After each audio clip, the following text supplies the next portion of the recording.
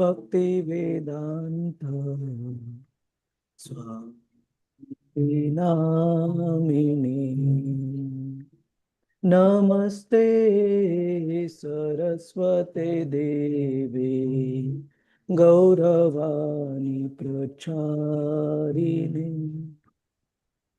Nirvishesha Shunyavadi Paschatya Deshatarini Jayo Sri Krishna Chaitanya Prabhu Nityananda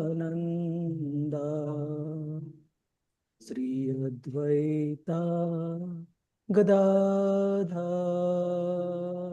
Srivasadi Gaur Bhaktavrinda Hare Krishna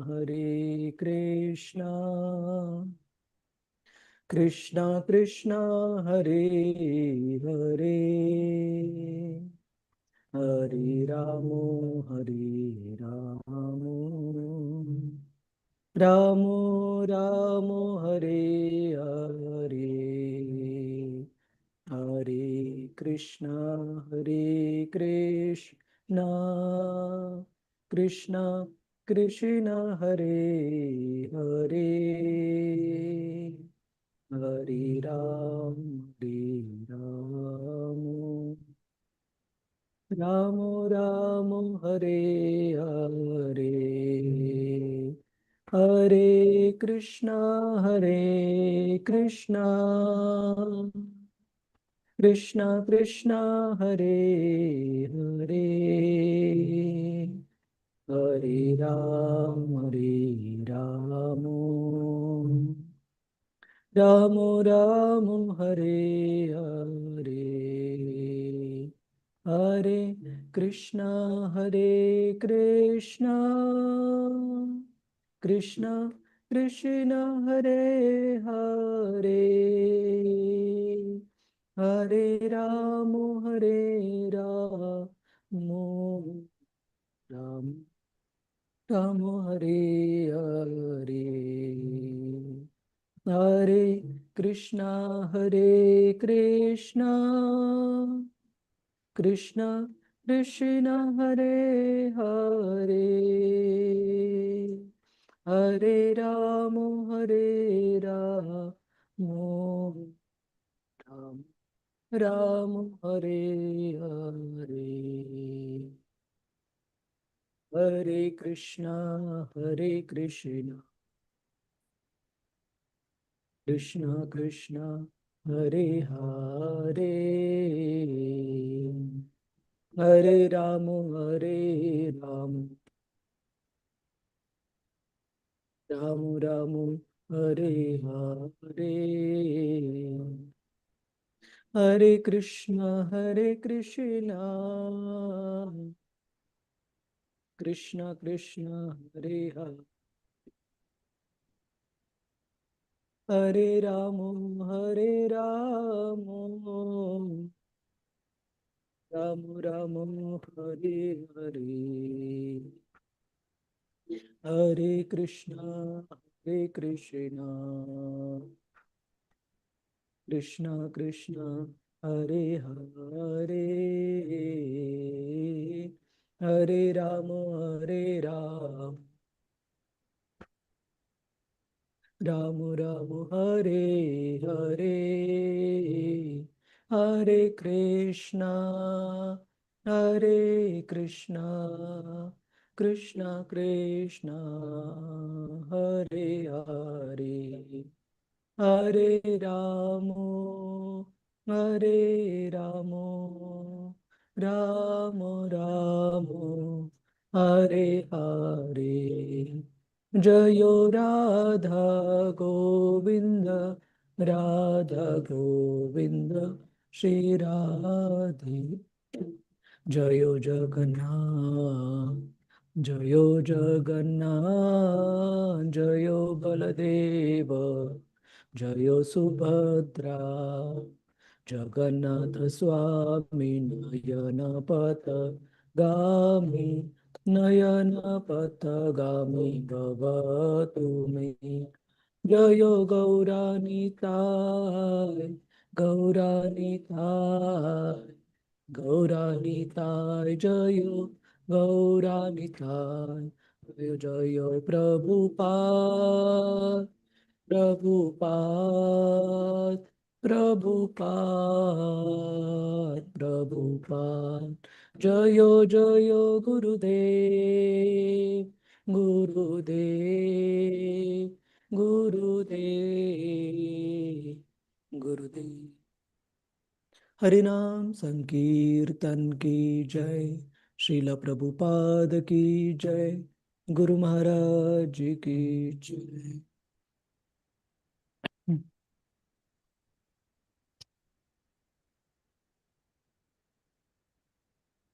ओम नमो भगवते वासुदेवाय। ओम नमो भगवते वासुदेवाय।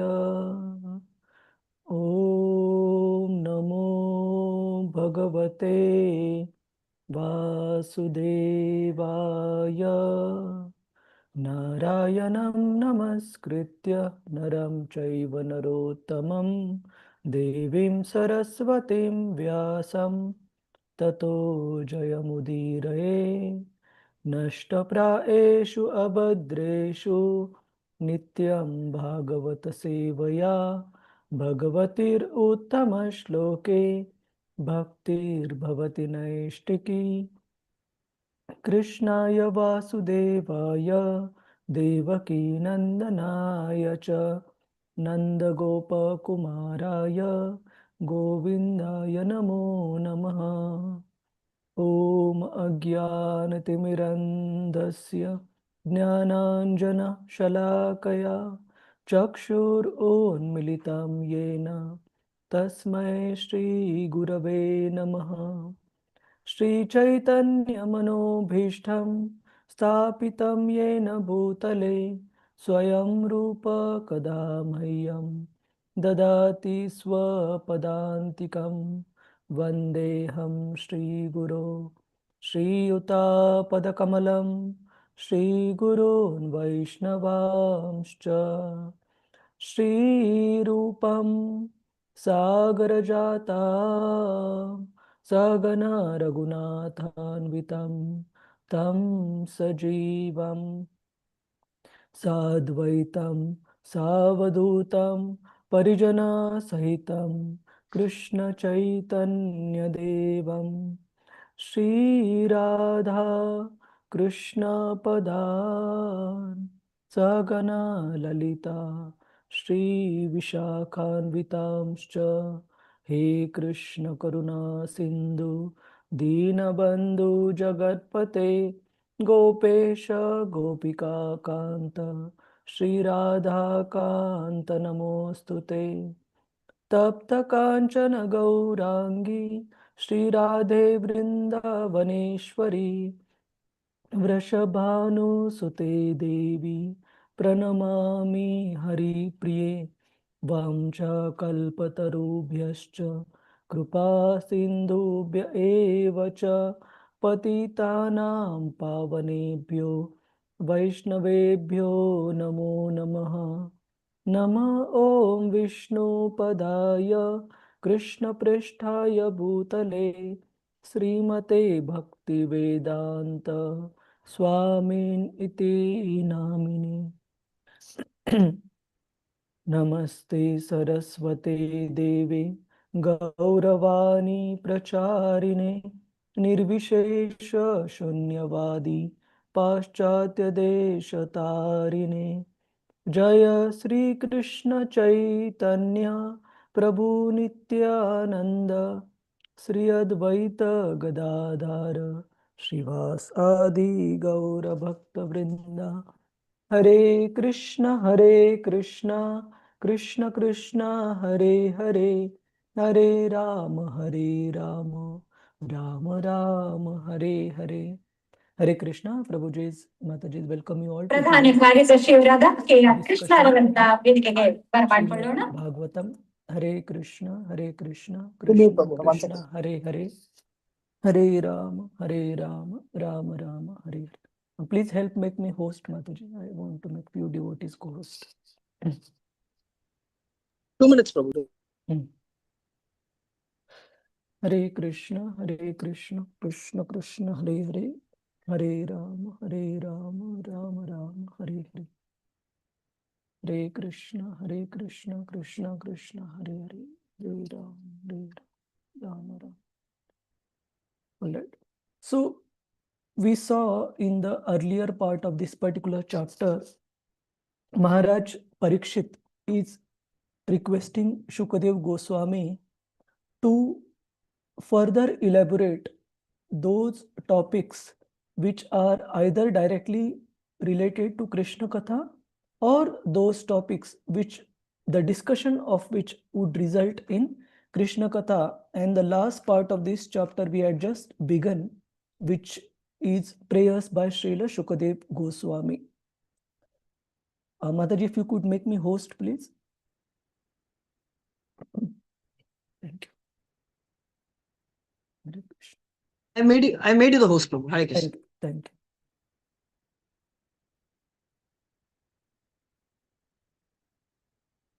All right. So I was hoping to cover the prayers by Srila Shukadev Goswami overall today from text 12 onwards till text 25, which is the last verse for this chapter. However, some of these prayers are quite in depth and we might need one or maybe half more session.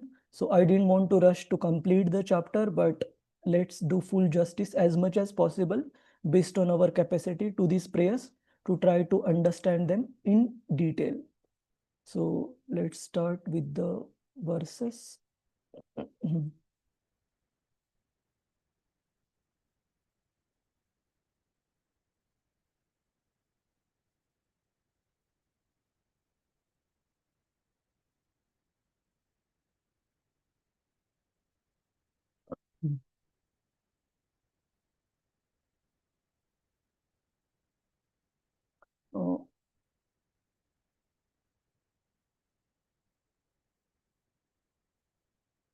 Let's start with text number 12, which we'll briefly see, and followed by subsequent prayers. Yes, Hare Krishna. Mahesh Prabhuji, you want to recite? Yes, Prabhuji. Hare Krishna, Prabhuji. Hare Krishna. Shri Shuka Uvacha. Shri Shuka Uvacha. Nama Parasmai Purushaya Bhuyase. Nama Parasmai Purushaya Bhuyase. Sat Udbhavsthan Nirodha Leelaya. Sat Udbhavasthan Nirodha Leelaya. Grihita Shakti Tritaya Dehinam. Grahita Shakti Tritaya Dehinam. Antarbhavayanupalaksha Vartamane.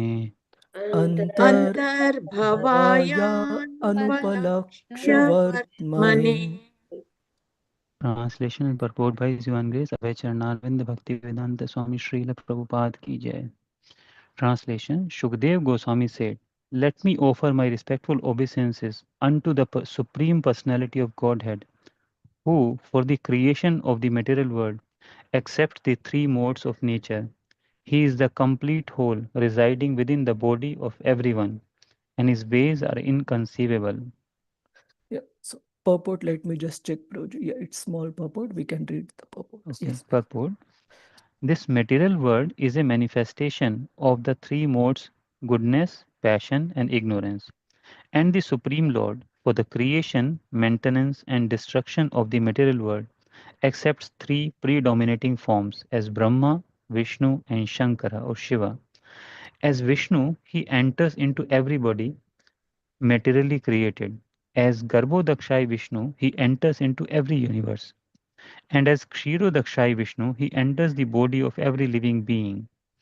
Lord Sri Krishna, being the origin of all Vishnu Tattvas, is addressed here as Paraha Puman or Purushottam, as described in the Bhagavad Gita 15.18. He is the complete whole. The Purusha avatars are therefore his plenary expansions. Bhakti Yoga is the only process by which one can become competent to know him.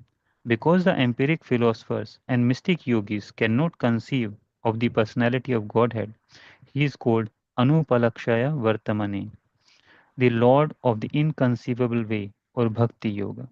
Hari Bol. Thank you, Srila Prabhupada ki jai. Jai.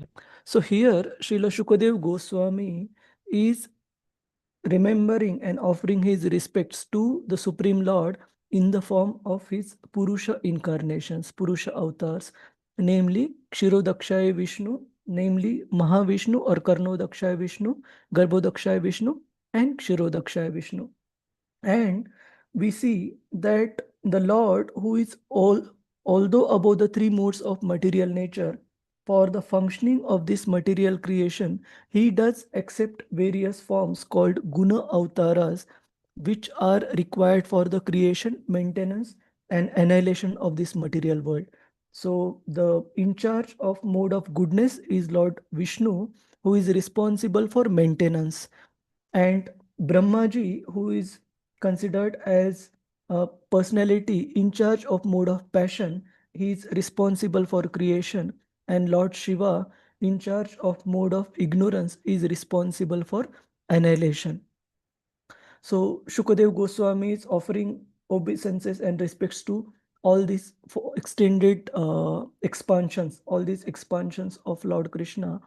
Antar Bhaya, Antar Bhava Yanupalaksha Vartmane, that he is present inside as well as outside of everything. In fact, in earlier prayers by Shukadev Goswami to the Purush Avtaras, not by Shukadev Goswami, by Suta Goswami, if I'm not wrong, in the third chapter of Canto 1 of Srimad Bhagavatam, where Suta Goswami, while answering the third and fourth question, why did Krishna appear as the son of Vasudev and Devaki, and fifth question was regarding describing all the guna avtaras and lila avtaras of the Lord.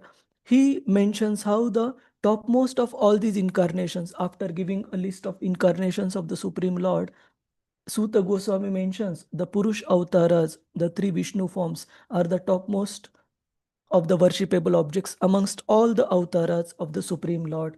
And within that, there is a brilliant explanation by Srila Prabhupada, where Prabhupada explains how Kshirodakshaya Vishnu is the Paramatma of all living entities, and similarly Garbhodakshaya Vishnu is the Paramatma for each of the universe in which he enters.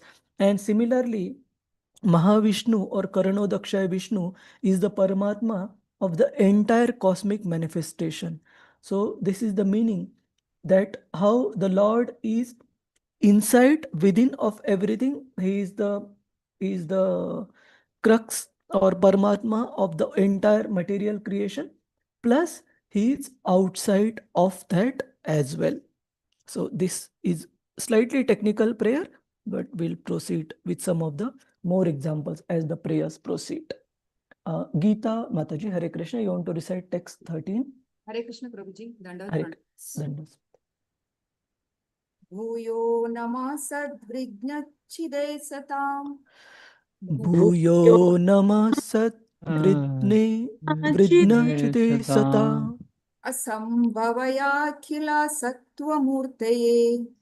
Asambhavaya Khila Sattvamurtaye. Sattva Pumsam Puna Paramahamsya Ashrame. Pumsam Puna Paramahamsayashrame Paramahansayashrame. Vyavastithanam Anuragya Vyavasthitanam Vyavasthitanam Anumrugya Anuvrigyadashe. Translation. Translation and purport by Srila Prabhupada. Srila Prabhupada ki jai. I again offer my respectful obeisances unto the form of complete existence and transcendence, who is the liberator of the pious devotees from all distresses, and the destroyer of the further advances in atheistic temperament of the non-devotee demons. For the transcendentalists who are situated in the topmost spiritual perfection, he grants their specific destinations. Thank you, Mataji. So here, Krishna is mentioned as Pumsam Punah Paramhamsaya Ashrabe. So he is the one who grants the perfection even to the transcendentalist.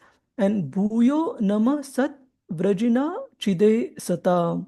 That Vrajina Chide Sata, that means he is the liberator. That means he also shows his favor to both the transcendentalist as well as those who are asata, who are the non-devotees and the atheist and the demons, by giving the topmost perfection or the perfection to the transcendentalist, and at the same time giving liberation to the asata, to the non-devotees, by annihilating them, by killing them. So it is explained by the great devotee Srila Narada Muni at the beginning of the 7th canto. There is a very wonderful chapter which is entitled "The Lord is Equal to All." So when Yudhishthir Maharaj, he is very surprised how Shishupal got liberation merging into the body of the Lord, although the very word that he pronounced after taking birth was the blasphemy of Lord Krishna.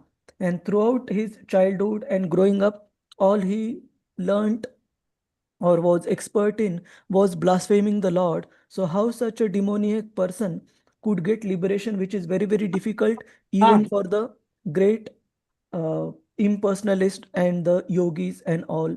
Hare Krishna, Devika Mataji, Rasarangini Mataji, if there are background sounds, can you please mute?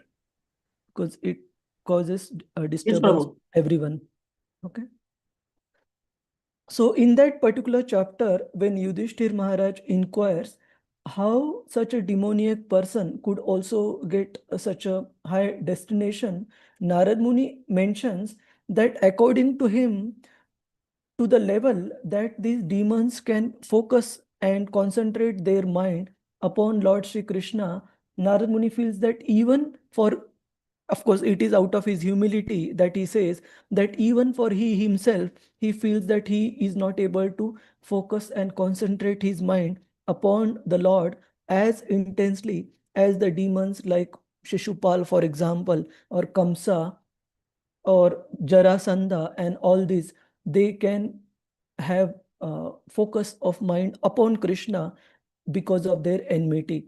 So point is, Krishna in any way one is attached to him, either through positive sentiments like being a parent, being as a friend, or being a servant of the Lord, or even in the mood of enmity. But that enmity, the demon has to be really of that stature, like Shishupal, Dantavakra, Jarasandh, Kamsa, Ravana, and so forth, who were demons of that caliber that they could not forget or not have the remembrance of the Lord even for a minute. If one is a demon of such caliber, then even perfection is assured for them.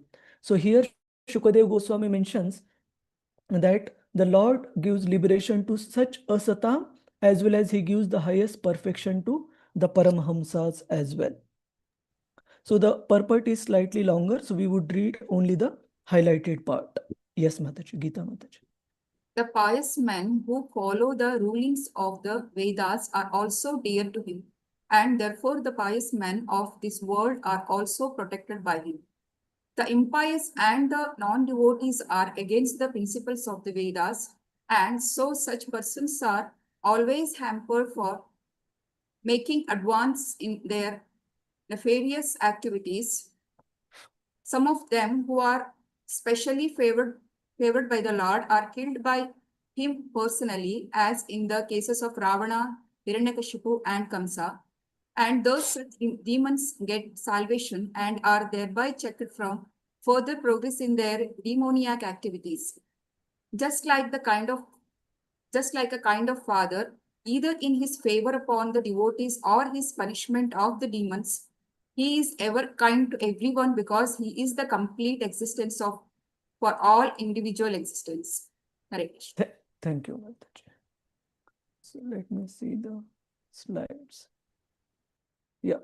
Similarly, there is also another beautiful prayer by the Prachetas, which I have quoted here, where the Prachetas pray that how the Lord is favorable to the devotees and to the innocent people by taking away their distresses. The Prachetas pray, the Prachetas spoke as follows: Dear Lord, you relieve all kinds of material distress. Your magnanimous transcendental qualities and holy names are all auspicious. This conclusion is already settled. You can go faster than the speed of mind and words. You cannot be perceived by material senses. We therefore offer you respectful obeisances again and again. So in the case of Gajendra, whose picture is shown here, it is mentioned that the Lord was so eager to help his dear devotee who was in distress because of being caught in the jaws of the crocodile, that Lord Vishnu personally, Garuda, which was carrying Lord Vishnu personally got down on Garuda, took Garuda in his arms, and just to fly very quickly to where Gajendra was. So he didn't even want to wait for Garuda to reach that place so as to relieve his devotee from his distress. So these are some of the qualities which are being glorified by the Lord. Here Shukadev Goswami mentions that he is the liberator of the pious devotees from all distresses, and he checks the further advances of atheistic temperament of the atheist. So he gives liberation to the atheist, relief from distress to the devotees, and for the transcendentalist, he gives the topmost perfection. So we proceed to the next.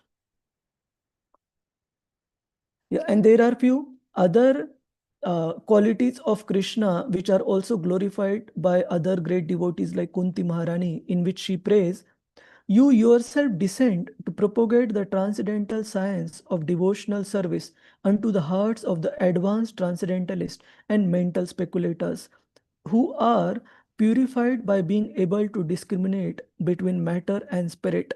How then can we women know you perfectly? That means even to the personalities who, according to Krishna himself, are considered materially speaking, don't consider it literally, but materially speaking, less uh, materially intelligent.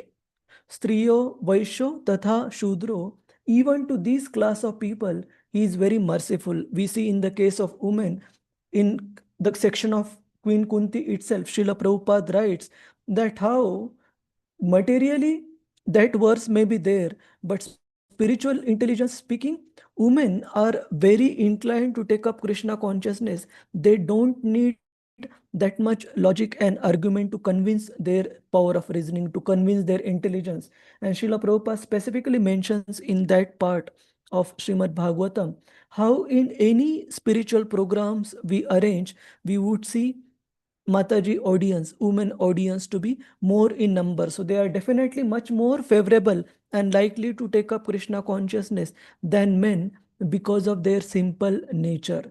So point is, the Lord Krishna is equally disposed in favorable way to all classes of people. The transcendentalists by granting them perfection, the demons by granting them liberation, annihilating them, and even to the simple innocent men who are harassed by the miseries and distresses of this material world by relieving them from these distresses. He is kind to all classes of people. So we go to the next verse. Anybody has any comment or anything to add, Prabhuji's, Mataji's, in these prayers? Feel free to add, please. Tarini Mataji, you have raised your hand. You wanted to share something or you want to recite? Panchanga prayers on to read. Okay, sure. All right. Yes, Tarini Mataji, you can read this, text 14. नमो नमस्ते वृषभाय सात्वताम् नमो Namo नमस्ते namaste stvam वृषभाय vrishabhaya satvatam. सात्वताम् विदुरकाक्ष्त्या काक्ष्ताय मुक्कु कुयोगिनाम् Vidurakaष्ठाय विदुरकाष्ठाय मुहुः मुहुः yoginam. निरस्तसाम्या तिशयेन दशा Nirastu निरस्तसाम्यक samyat dishayena radasa. सदामणि ब्राह्मणि संश्यते नमः Swadhamani brahmani Swadhamani ramsate Namaha. So before we go through the translation, here Shukadev Goswami is offering prayers, glorifying the Lord by calling him Namo Namaste Stva Rushabhaya Satvata. So Satvata, this word we have referred to quite a few times in Srimad Bhagavatam. In one of the prayers to Lord Krishna, he is called as Satvatam Pati. So Satvatam are typically those people who are in the sattva, who are in the mood of goodness. But here specifically Satvatam is referring to the Yadavas. So Krishna is the best of the Satvatam, best of the Yadavas. He is the Yadupati and Vidura Kasthaya Muhu Ko Yogina.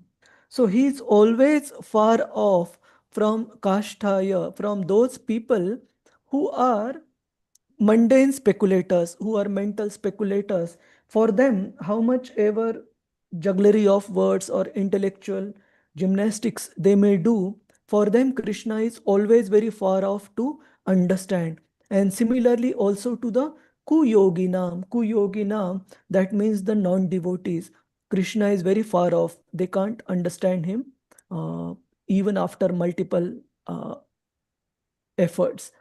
Nirasta samyasti shaena radhasa.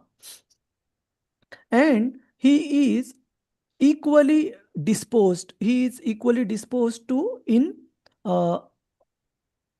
samyasti shaena radhasa.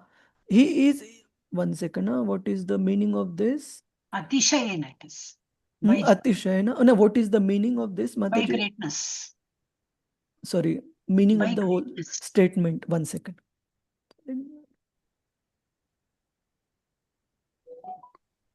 By greatness, Prabhuji. Atishayana is. No, I'm not asking the word meaning. I'm asking the meaning of the line. Sorry, one second. Okay. There is no one equal to him because he is the transcendent. Right, we'll refer to the purport. Sorry, the translation. And the last verse, he says, Swadhamani Brahmani Ramsyate Namaha. And he's always enjoying in his own abode of Goloka, because although the material world is also his creation, especially Lord relishes his interactions with devotees in the spiritual world. So Swadhama, he is always relishing. So we go through the translation. Yes, Tarini Mataji. Hare Krishna Prabhuji. Hare Let me offer my respectful obeisance unto he who is the associate of the members of the Yadu dynasty and who is always a problem for the non-devotees. He is the supreme enjoyer of both the material and spiritual worlds. Yet he enjoys his own abode in the spiritual sky. There is no one equal to him because his transcendental opulence is immeasurable. Thank you. You can read through the highlighted part. Yes, Prabhuji. Purport. There are two sides of the transcendental manifestation of the Supreme Lord, Sri Krishna. For the pure devotees, he is the constant companion, as in the case of his becoming one of the family members of the Yadu dynasty, or he is becoming the friend of Arjuna, or he is becoming the associate neighbor of the inhabitants of Vrindavana, as the son of Nanda, Yashoda, the friend of Sudama, Sridama, and Madhumangala, or the lover of the damsels of Rajabhumi, etc.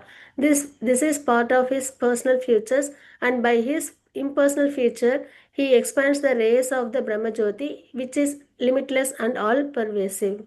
Thank you, Mataji. We'll take a pause. So here, Krishna is being glorified by Shukadev Goswami as the constant companion of his devotees. So we see this famous verse about glorification of Lord Krishna about in with regard to his pure devotees, the Pandavas, how he performed various type of duties and roles in service to his devotees. Tarini Mataji, you are comfortable reciting this verse? No, it's Okay, okay, no problem. Anyone want to recite this verse? May I, Prabhu? May I try? Prema Priya Mataji. Yes, Mataji. सारथ्य पार्षद seven सख्य दौत्य continue. आरत्य पार्षद सेवने Sevana साख्य Sakhya दौत्य Dautya. वीरासनानुगमन स्तवन प्रणामान् वीरासनानुगमन स्तवन Stavan प्रणामान् Pranama. सिद्धेषु पाण्डुषु जगत् प्रणतिं च विष्णोर् Snigdhe देशु पाण्डुषु Pandu जगत्प्रणितं च Jagat Vishnu Vishnu.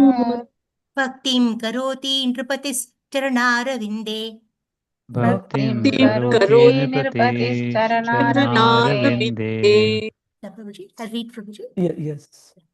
Maharaja Parikshit heard that out of his causeless mercy, Lord Krishna, Vishnu, who is universally obeyed, rendered all kinds of service to the malleable sons of Pandu by accepting posts ranging from chariot driver to president to messenger, friend, night watchman, etc., according to the will of the Pandavas, obeying them like a servant and offering obeisances like one younger in years. When he heard this, Maharaja Parikshit became overwhelmed with devotion to the lotus feet of the Lord. Srimad Bhagavatam 1.16.16. Hare Krishna. Thank you, Mataji. So, specific quality of Pandavas that is highlighted here. What is that quality, Prabhuji's, Mataji's, in the verse? Why did Krishna reciprocate with Pandavas in so many roles, rendering them service in so many ways? What was their specific qualities? They were malleable. Snigdeshu. They were very malleable to mold their life according to the will of Lord Krishna. They did not protest even when their kingdom was unfairly usurped, taken over by Dhritarashtra and subsequent efforts by Duryodhana, etc. They did not protest when they were condemned to exile in the forest. They did not protest when, of course, one cannot put everything on the Lord, but based on the decision that was taken by Yudhishthir to play the Dyuta Krida, the game of dice, they did not protest when they lost their own wife in that particular game, or they did not protest when even in the presence of Lord Krishna, Lord Krishna's very nephew, the son of his sister Subhadra, he got killed despite Arjuna, the best of the archer, being present, and despite Supreme Lord Krishna himself being present on the battlefield of Kurukshetra. In all these circumstances, the Pandavas, they were always snigdeshu. They were always malleable, surrendered to the will of the Lord Krishna. And in reciprocation to that surrender by his devotee, Krishna was also totally disposed in favorable manner to serving his devotees by acting like their messenger, like their friend. He went as a peace messenger to the Kauravas, like night watchman. It is explained that in the battle of Kurukshetra, when Arjuna used to be sleeping peacefully, Lord Krishna used to be many times be awake, protecting the Pandava camp, and even worrying how whatever commitments, whatever vows that his dear friend Arjuna is taking, how to protect him from those vows, not from not getting destroyed. So in this way, the Lord was rendering services to his devotees in so many ways because of their complete surrender to his will. So some of the photos I have shown on the right hand side, we can see that how when Lord Krishna was leaving from Hastinapur, when Yudhishthir Maharaj requested Lord Krishna to stay for few more days, Lord Krishna happily agreed. And this is second time when he is leaving, we see that Queen Kunti offering him so many beautiful prayers. So first picture is where the Pandavas and the Yudhishthir Maharaj, while Krishna was leaving Hastinapur, they requested him to stay for few more days. Then we see Lord Krishna as the chariot driver of Arjuna, and we see also Lord Krishna relieving Pandavas from a very dangerous and difficult situation of displeasing Durvasa Muni by accepting a small grain of food that was stuck at the bottom of the cooking pot of Draupadi, and thus filling the stomachs of all the great yogis accompanying Durvasa and Durvasa Muni himself, and thus protecting Pandavas. So thus Krishna is glorified by devotees like Shukadev Goswami as the constant companion of his devotees. He never ever leaves his devotee. In fact, in one of the classes given by one of Srila Prabhupada's very senior disciple, His Holiness Giriraj Swami Maharaj, Maharaj was praising Lord Krishna for this particular quality by saying that we remember the best of our friends that we consider very closest apart from Lord Krishna, how long they can support us and be with us if we are doing something nonsense. He mentioned, say for example, if we do any activity, excuse me, which is against the law, and if we are put behind the bars and all, even our near and dear ones, even our friends, they will go away. But imagine Krishna, when a living entity is committing sinful activity, life after life, even when the living entity has to take his birth in the most abominable form as a worm in a stool, Krishna still does not leave the company of that living entity. He still remains with that living entity in the form of Paramatma. There can be no friend in this material world who can be as devoted and committed and dedicated as Lord Krishna is to us. So that's why, as such, he is the constant companion of everyone, including the non-devotees, but especially to the devotees, he is their constant companion, reciprocating with their feelings of love and surrender, like we see in these photos of Pandavas. Then we will proceed with the next part of the purport. Yes, Mataji, Tarini Mataji. The mundaners are more or less captivated by the unlimited expansion of the rays of the Lord, but the devotees are concerned more with his personal form from which everything is emanating. Janma Dashayata. Can I continue, Prabhuji? Yes, ma'am. The mundaners have insufficient information of even the mundane sky. So what can they think of the spiritual sky? Therefore, the mundaners are always far away from him. Even in the future, they are able to manufacture some machine whose speed may be accelerated to the velocity of the wind or mind. The mundaners will still be unable to imagine reaching the planets in the spiritual sky. So the Lord and his residential abode will always remain a myth or a mysterious problem. But for the devotees of the Lord will always be available as an associate. Thank you, Mataji. So the word that is used by Shukadev Goswami in his prayers, oh Krishna, this is stuck. 1 second.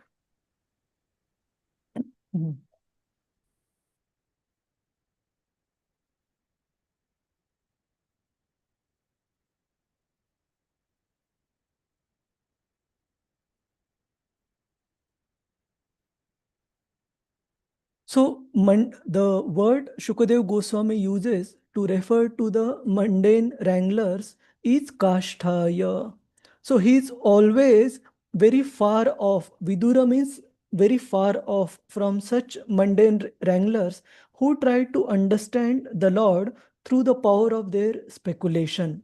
So Srila Prabhupada mentions that even if such mundane speculators, they devise a way of sending any machinery or traveling by themselves at the speed of wind or mind in future, theoretically considering, still there is no possibility of they ever reaching the Supreme Lord just based on the power of their mundane speculation or mundane intelligence.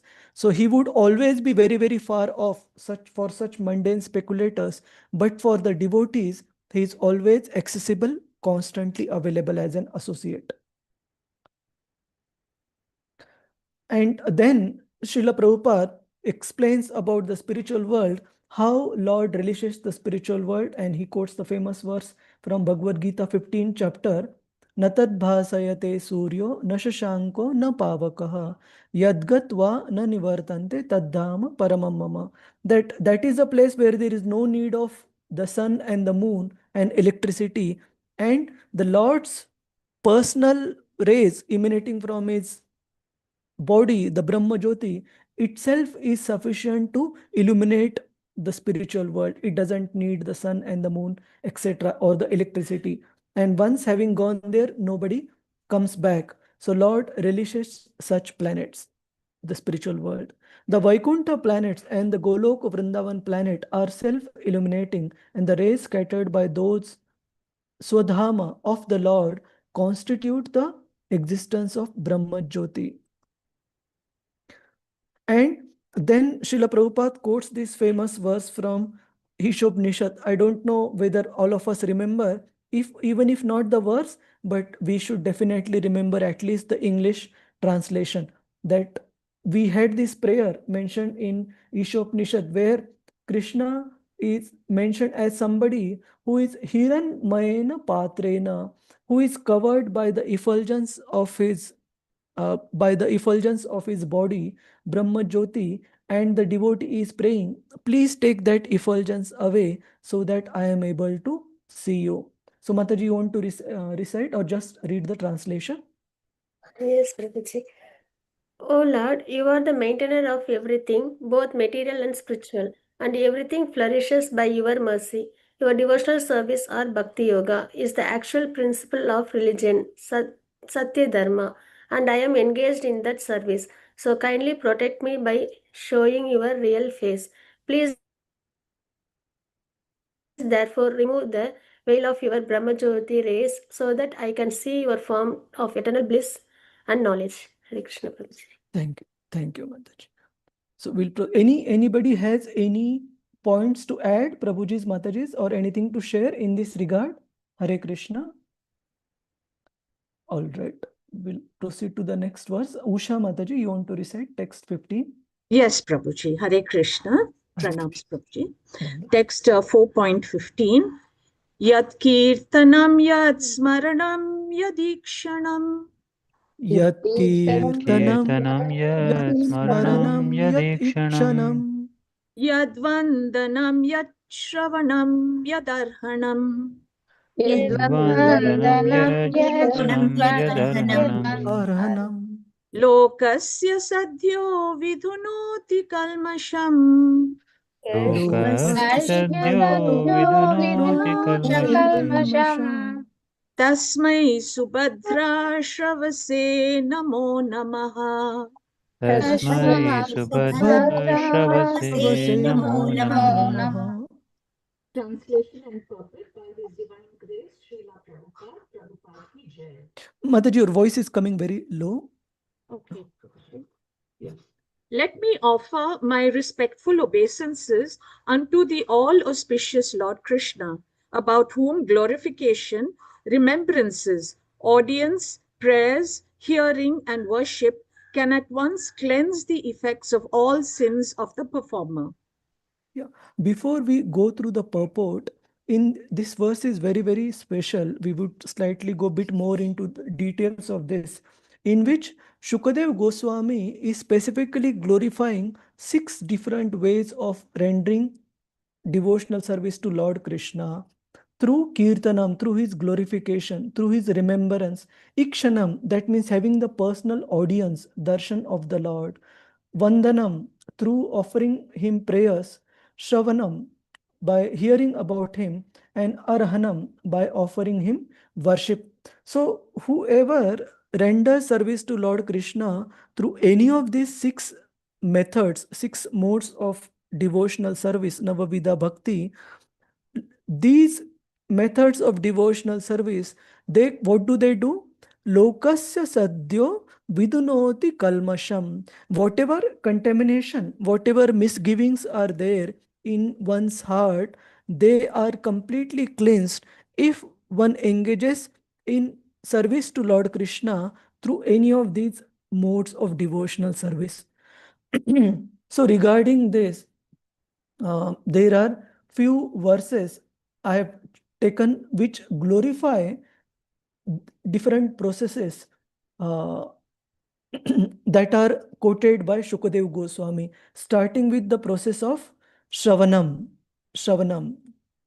So for Shravanam, on the right hand side, I have shown the photo of Maitreya Maharshi and Vidura, and there is a beautiful verse which comes in the third canto of Srimad Bhagavatam, where Maitreya Maharshi mentions that although I don't have any ability to properly describe Krishna, my dear Vidura, you yourself are a great devotee, being born from the semen of none other than Srila Vyasadeva, but I would still try to describe and glorify the Supreme Lord, because only by doing so would my ability of speaking, would my ability of speech will be purified, it will remain chaste. So if we don't deploy our faculties of hearing, chanting, thinking, whatever faculties that Krishna has awarded us with, if we don't utilize them to glorify Lord Krishna, then according to Maitreya Maharshi, these faculties would remain unchaste. So for our own purification and removal of the contamination, we should definitely engage each and every one of these faculties. It may be imperfect, that is totally fine. This is the word he uses. Yatha mati, yatha shrutam. Do we recollect any other verse where similar wordings are used, Prabhuji's, Mataji's? A very Yes, fine. Prabhuji. Where, 3.44, 1344, Yatha Dhitam, Yathamatim. yes, and what is the meaning of that? What does Sutta Goswami mention in that verse? That So, I would, yeah, yes, yeah, Prabhuji. sorry, Prabhuji. Yeah, you continue, Prabhuji. Sorry, Prabhuji. So Sutta Goswami says that although I am totally unqualified to glorify the Lord, I would still try to the best of my ability based on how I have heard from my spiritual master, and by his empowerment, how I have been able to understand these glories of the Supreme Lord. To the best of that ability, I would try to glorify the Supreme Lord. And similarly, Maitreya Maharshi is also using similar mood. So, Usha Mataji, you want to recite this verse and read the translation first one? Yes, Prabhuji.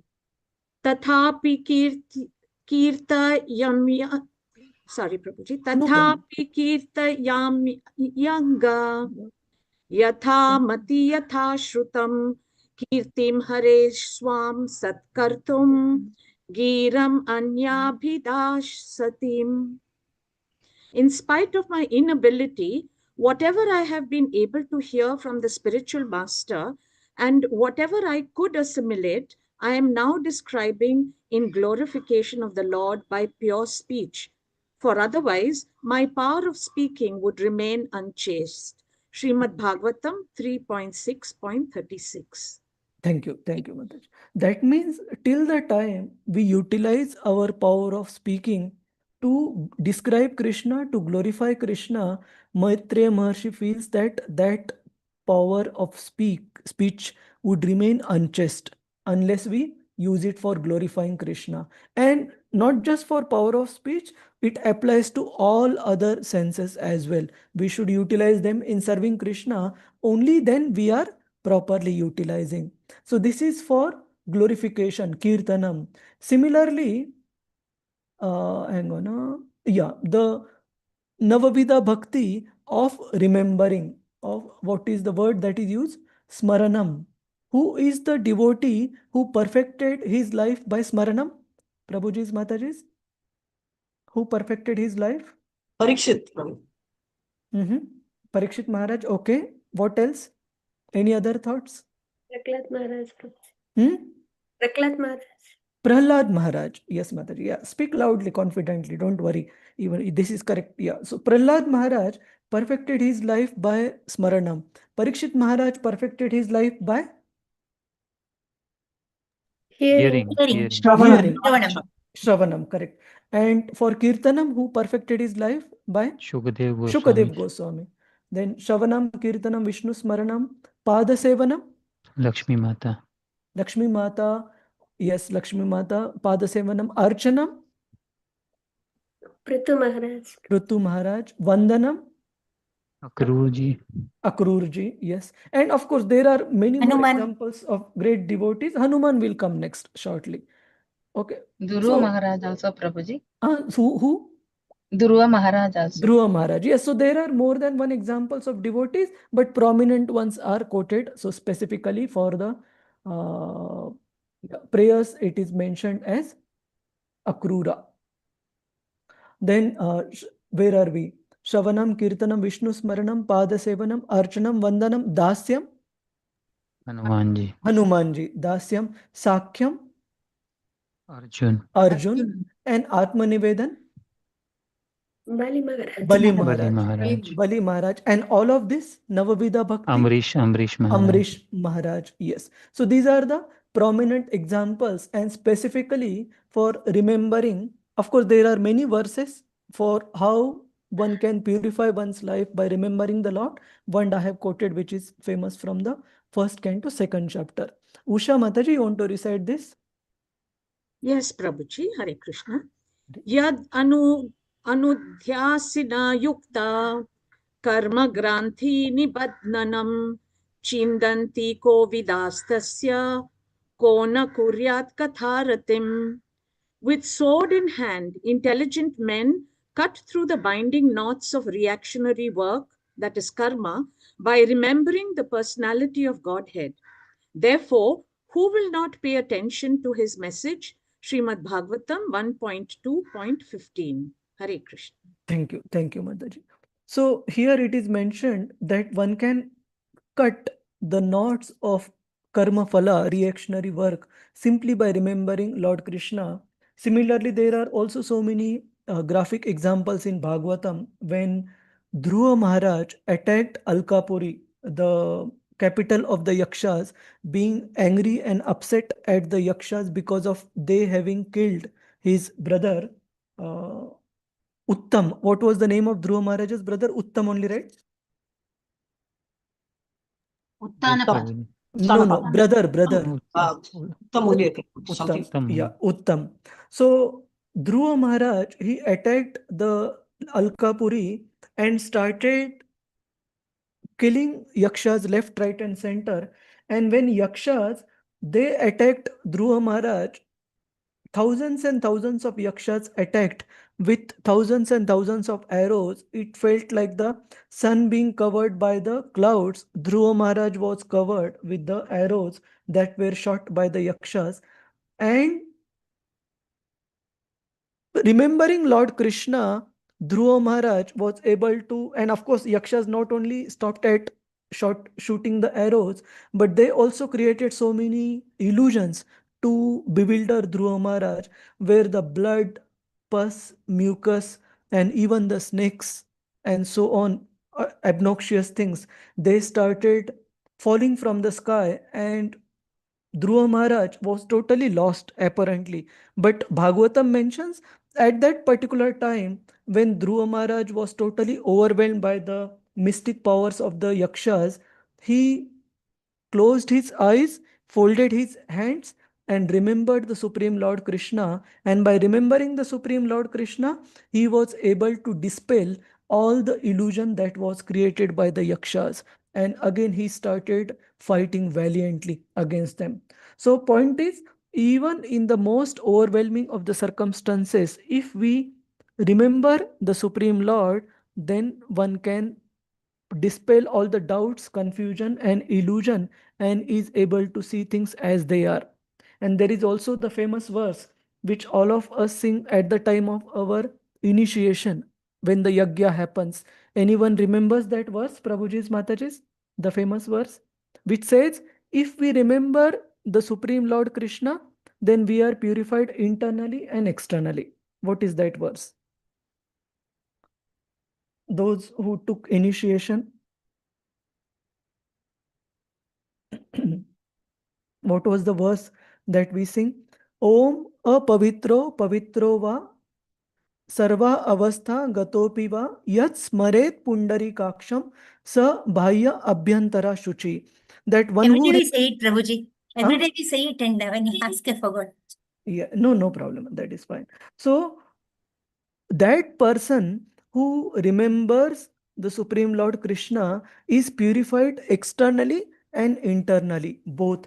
And this verse, we also say that if we are in a circumstances where we can't clean ourselves properly, say for example, we have to go to washroom, etc., but there is no proper place to wash feet, etc., then we can also chant this mantra to purify ourselves. Of course, that is not a substitute for not washing our hands, feet properly. But if we are in a exceptional circumstances where we don't have water to properly wash our feet, one can at least remember this mantra to purify oneself externally and internally. So these are the glories of the Navavida Bhakti of remembering Smaranam.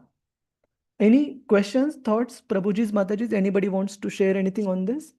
Hare Krishna. Before we proceed to the next limb that is quoted by Shukadev Goswami. All right. So then we will go to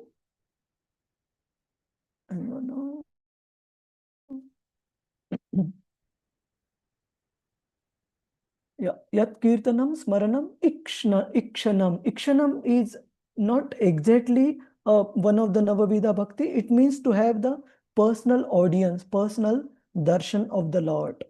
So for that also I have quoted a verse from Prahlad Maharaj. We will see in the next slide. Then Yat Vandanam Shavanam and Arhanam. Usha Mataji, you want to recite the last verse? Yes, Prabhuji, Hare Krishna.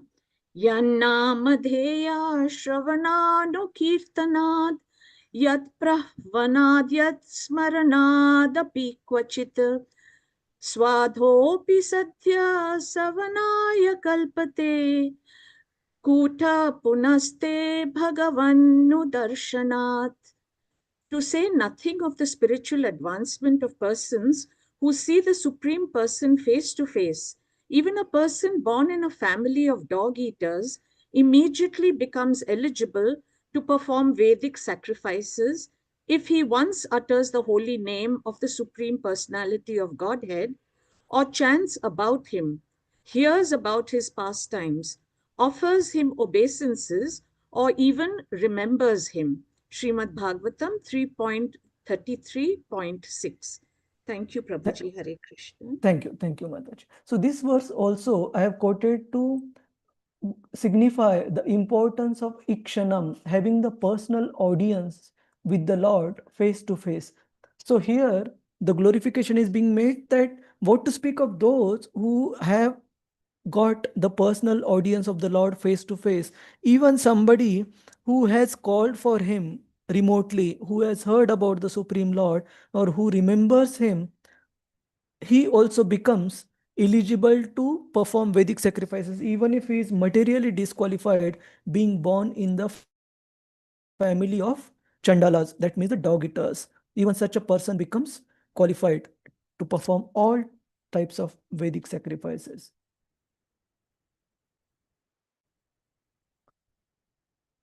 Prabhuji, one question here. Yes, Prabhuji. Darshanam, Ikshanam.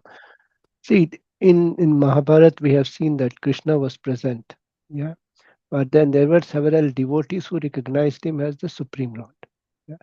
But there were also several who did not recognize him, but then because of their dependence on the, what you call it as the on their senses, sense objects, and then because of that they did not recognize as him, Krishna, as the supreme authority. Now, what about them? They also have the personal, they also see the Lord, yeah, but they cannot personally connect them.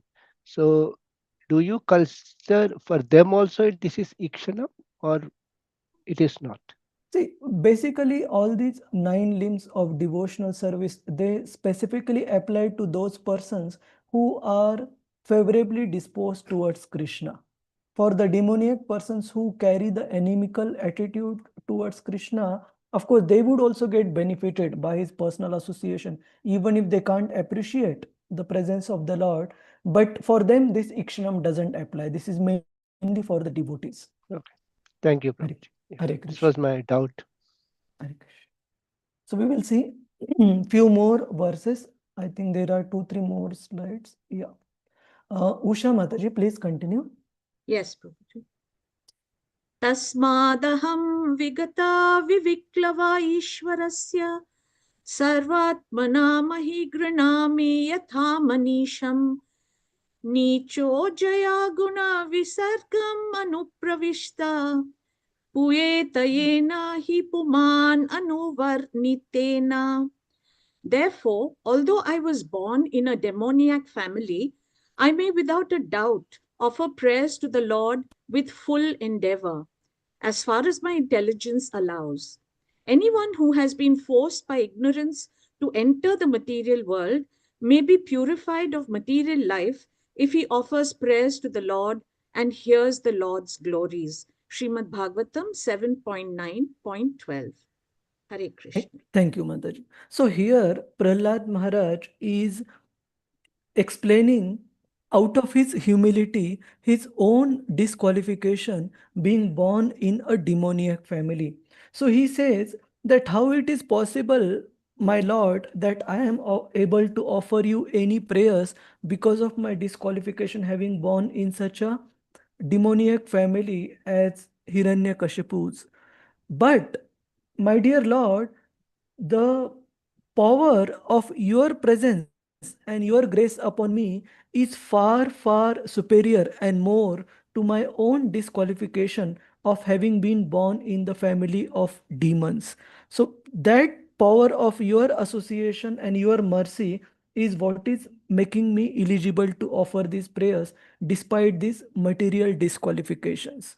So, this is again a verse glorifying offering of the prayers to the Lord, and specifically Prahlad Maharaj glorifying Lord Narsingadev's grace much more powerful than his own disqualification of being born in Hiranyakashipu's family.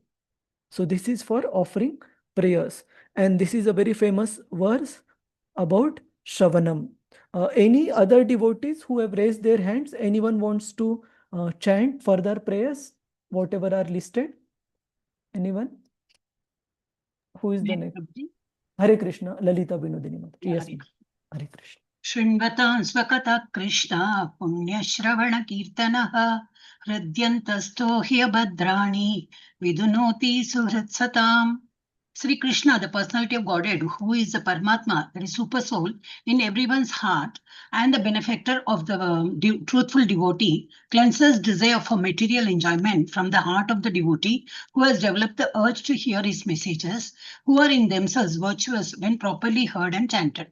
Srimad Bhagavatam 1.2.17. This is for Shravanam, Hare Krishna. And on the right hand side, the photos that I have shown, I think all are clear.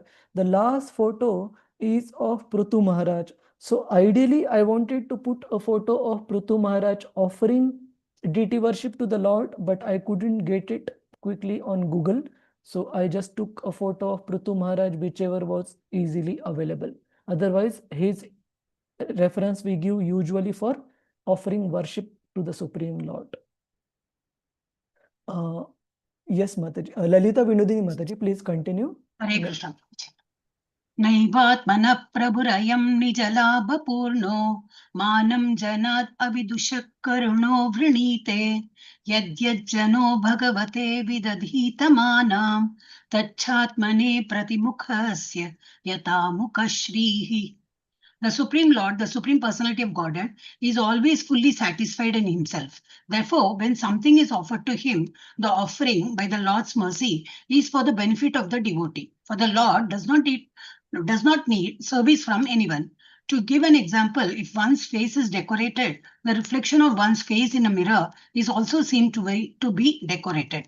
Srimad Bhagavatam 7.9.11. Hare Krishna. Thank you, Mother. So here Prahlad Maharaj is saying that all these different limbs, aspects of devotional service, including offering of the prayers or offering a very nice worship to the Supreme Lord, offering or remembering the Supreme Lord, it is not that Lord needs any of these from us. It is not that Lord Krishna is benefited by this offering of the devotee, but it is we ourselves, the person who is offering that particular commodity or offering to the Supreme Lord, that person is benefited.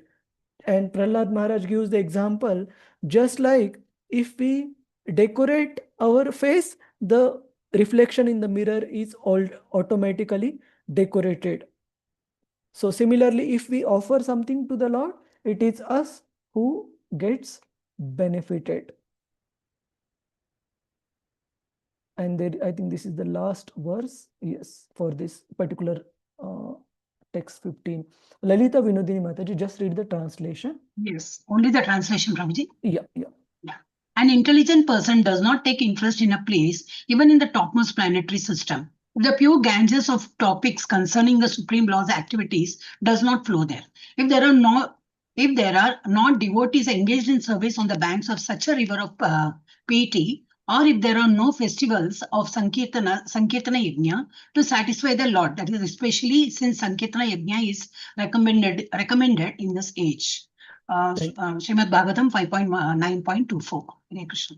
So here the Devatas, they are glorifying the position of Bharatavarsha, that they say that even such a place as the Swargaloka, the topmost of the planet from the material enjoyment point of view, they are not worth residing. When they are not worth residing, if at such a place there is no glorification of the Lord, the Ganges of the glorification of the Lord is not flowing, where the devotees are not engaged in glorifying the Lord, or where there is no festivals glorifying the Lord like the Sankirtan Yajna, etc. are conducted, then such a place, even if it happens to be the Swargaloka, the heavenly planets, still one should not decide to live there. But in the subsequent verses, they glorify that they would even prefer living within the airtight space of mother's womb and not come out of it if there is no glorification of the Lord outside. So even staying in an airtight compartment is still a better choice than residing at a place where the glorification of the Lord is not happening. So these are the different limbs of devotional service that Shukadev Goswami glorifies, saying that whoever follows any one or more of these limbs of devotional service, they cause vidunoti kalmasham. They cause all the contaminations, misgivings from the heart to be removed. So we will go through the translation and part of the purport. Usha Mataji, you want to go through the translation? Yes, Prabhuji. Yeah. Translation and purport by His Divine Grace, Srila Prabhupada, Prabhupada Ki Jai. Let me offer my respectful obeisances unto the all-auspicious Lord Sri Krishna, about whom glorification, remembrances, audience, prayers, hearing and worship can at once cleanse the effects of all sins of the performer. Purport: the sublime form of religious performances to free oneself from all reactions of sins is suggested herein by the greatest authority, Sri Shukadev Goswami. Kirtanam, or glorifying the Lord, can be performed in very many ways, such as remembering, visiting temples to see the deity, offering prayers in front of the Lord, and hearing recitations of glorification of the Lord mentioned in the Srimad Bhagavatam or Bhagavad Gita. Kirtanam can be performed both by singing the glories of the Lord in accompaniment with melodious music and by recitation of scriptures like Srimad Bhagavatam or Bhagavad Gita. Yeah, so we'll take a pause here. So it is very, very important even for us practicing devotees. We may not be able to probably, by heart or have on the top of our mind prayers by the great devotees, but it definitely helps if we can go with preparation whenever we are going to visit a very specific holy place, or like when we are taken by devotees on different yatras. It is definitely helpful if we carry the prayers by great devotees, and there are even few books readily available within ISKCON. Like one book I had suggested long back, Prema Stuti. It has the compilation of prayers by prominent devotees from Srimad Bhagavatam compiled together. So one did not need a book. One can take those prayers on a simple printout, or write them down on a notepad and have them easily available for our reference whenever we are visiting any special places to offer those prayers, or whenever we are, say for example, attending any Rath Yatra, Jagannath Rath Yatra, we can have those prayers offered by great devotees handy and recite them in front of the Lord. It is very potent form of devotional service. Similarly, Srila Prabhupada mentions here visiting various deities in various temples, offering prayers. These are all forms of kirtanam only. These are all forms of glorifying the Lord. Then we proceed. Yes, Mataji. The devotees need not be disappointed in the physical absence of the Lord, though they may think of not being associated with him. The devotional process of chanting, hearing, remembering, etc., either all or some of them, or even one of them, can give us the desired result of associating with the Lord by discharging the transcendental loving service of the Lord in the above manner. Even the very sound of the holy name of Lord Krishna or Rama can at once surcharge the atmosphere spiritually. We must know definitely that the Lord is present wherever such pure transcendental service is performed, and thus the performer of offenseless kirtanam has positive association with the Lord. Similarly, remembrance and prayers can also give us the desired result if they are properly done under expert guidance. Thank you. Thank you. Thank you, Prabhuji. So before we proceed, here Srila Prabhupada mentioned that sometimes we may have this feeling that just in case I was present or I was born in Satya Yuga, it would have been so easy to practice Krishna consciousness. Or just if, and it is not that we were not born, probably if we were in the material world, we would have definitely seen Satya Yuga as well in our earlier lives. Or just if we were born few decades earlier when Srila Prabhupada was present on the planet interacting with the devotees, probably I could have taken advantage, benefit of association of such a pure devotee. But Srila Prabhupada writes in Bhagavatam that even now, while being born in this degraded age of Kali Yuga, we can derive the benefit of that very same association. What Arjuna had with, excuse me 1 second.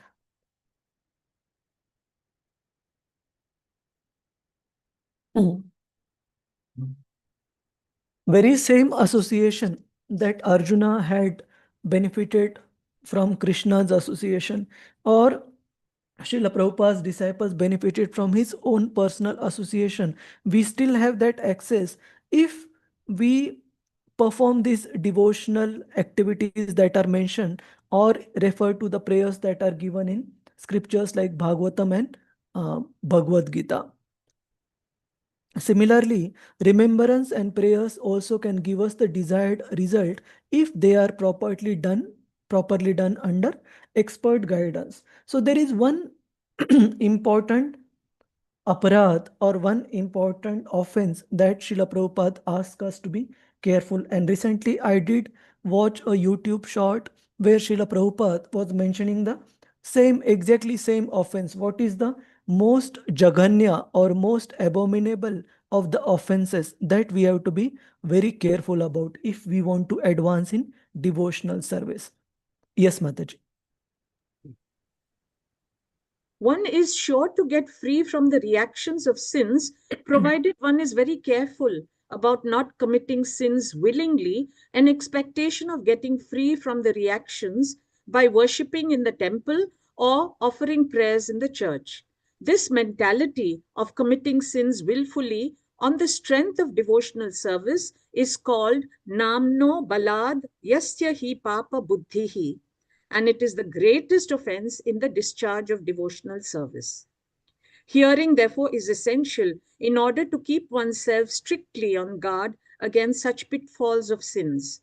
And in order to give special stress to the hearing process, the Goswami invokes all auspicious fortune in this matter. Thank you, Mataji. Krishna. So in the 10 offenses that we chant in the morning towards chanting of the holy names of the Lord, which is this offense, Prabhuji's, Mataji's, Namno Balad Yasya Hi Papa Buddhi? Which offense is this in that list of 10 offenses? 7. Sixth offense. Seventh offense, to commit sinful activities on the strength of the holy names of the Lord. It is considered as one of the offenses towards the chanting. And Srila Prabhupada mentions that this is the most severe of the offense, that Krishna, he is not so severe or hard towards somebody who still has got conditionings, but he definitely does not appreciate a devotee who apparently is making lot of progress, but at the same time is continuing with his sinful activities, thinking that his devotional service will counteract the sinful reactions. So that is not the purpose for which we chant, to counteract that we continue to commit sins and then expect Krishna or holy name to protect us from those sinful activities. That is considered as very, very grave type of offense, and we have to be very careful.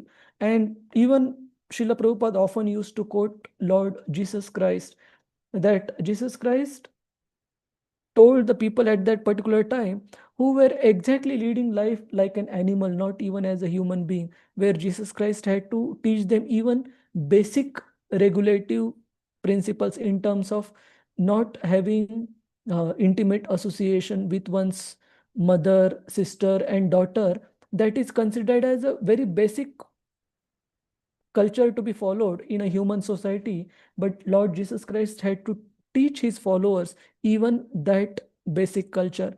But even that Jesus Christ told that while I am protecting you from all the sinful reactions for whatever sins you have committed till now, sin no more. That means don't commit any further sins, then that would be effective. If we continue to commit further sins, then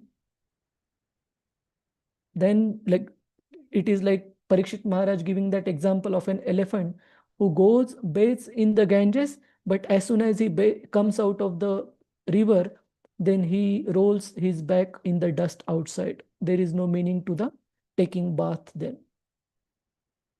So I think this verse was quite significant verse, where we went through various verses glorifying each of these limbs of devotional service that Shukadev Goswami mentions here. And we also saw Srila Prabhupada's explanation that by following these limbs of devotional service, we are able to get the same benefit what those personalities who were in personal association of Lord Krishna, or even his pure devotees like Srila Prabhupada, they got. So same benefit we can also have access to. Any question, comments, Prabhuji's, Mataji's? Is it going too detailed, difficult to understand? Hare Krishna? Or are we able to appreciate? Yes, Prabhuji, it is good, Prabhuji. Thank you, Prabhuji. For others also, can I hear? Divya Rukmini Mataji, is it clear, Mataji? Hare Krishna? Yeah, Hare Krishna, Prabhu. Hare Actually, Krishna. I have one doubt for that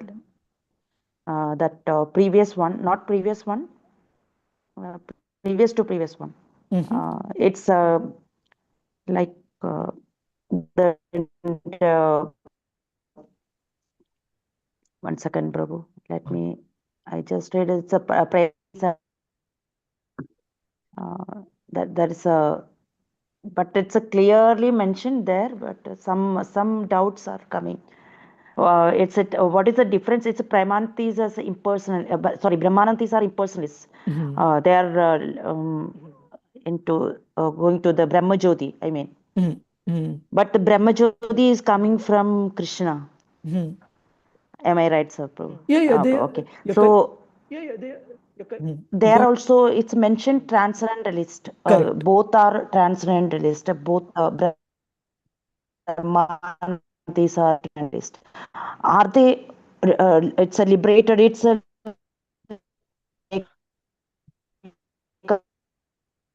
Your they are voice, getting or your voice is breaking, Mataji, but if I understand your question correctly, what you are saying is Brahmanandis versus Premanandis. Srila Prabhupada mentions in earlier yeah, Prabhu. Yeah, purport. Prabhu. Yeah. So both are considered transcendentalists. So there are 4 categories of personalities.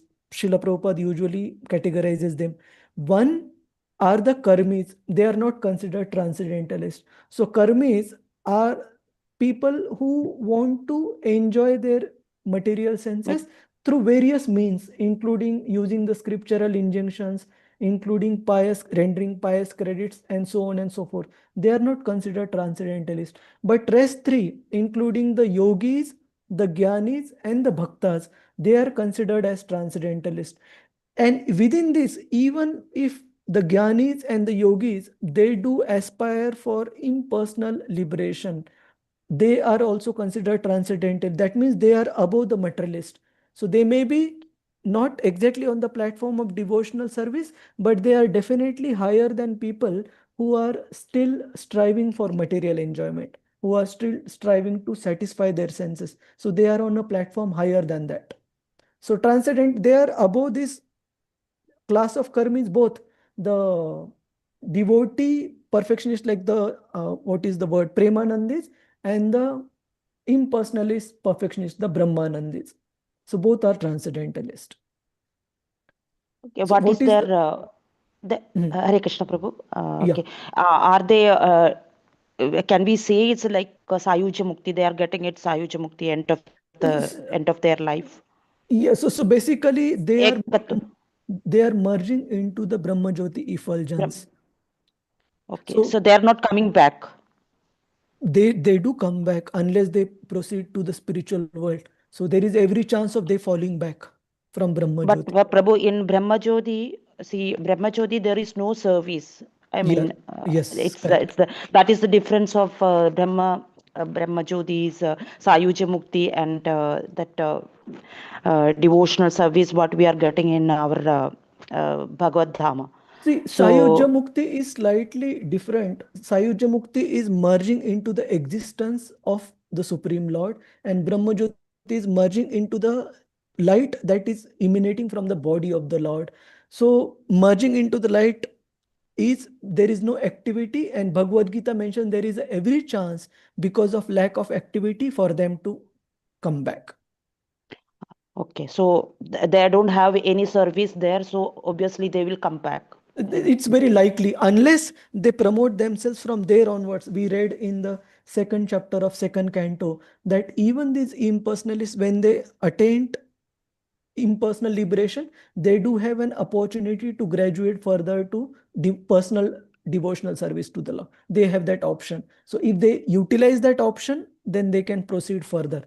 If not, then there is a very likelihood that they can come back because of not having any active engagement. Hare Krishna, Prabhu. Hare Krishna. Hare Krishna. Hare Krishna. Can we proceed, Prabhuji's Mataji? I wanted to cover 2 more verses today. Yes, Prabhu. Hare Krishna. Hare Krishna. Can I read the next verse, Yes, Prabhu? If yes, you don't. Yes, Mataji. One Hare second. Krishna. 16. Yes. Hare Krishna. Hare Krishna. Hare Krishna. Vichakshanaaya charanopasatanath. Vichakshanaaya charanopasatanath. Sangham vyudasyo bhayadontaratmanah. Sangham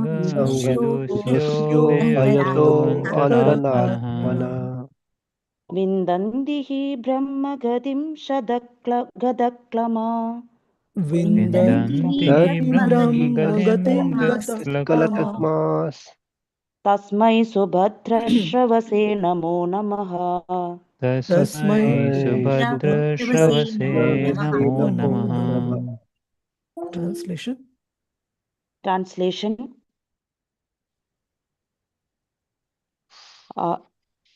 translation by His Divine Grace A.C. Bhaktivedanta Swami Srila Prabhupada Ki Jai.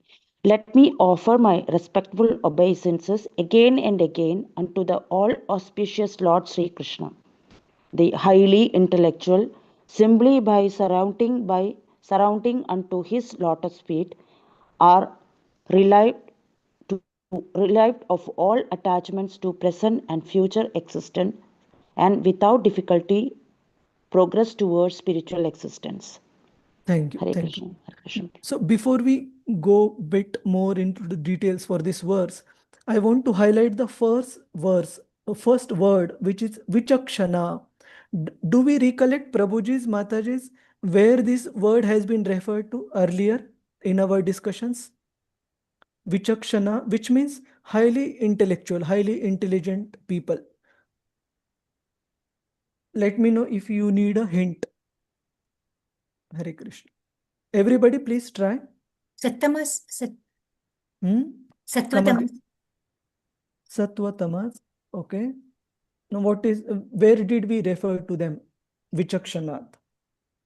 Yeah, okay, that verse you are referring to. Okay. There is one more specifically.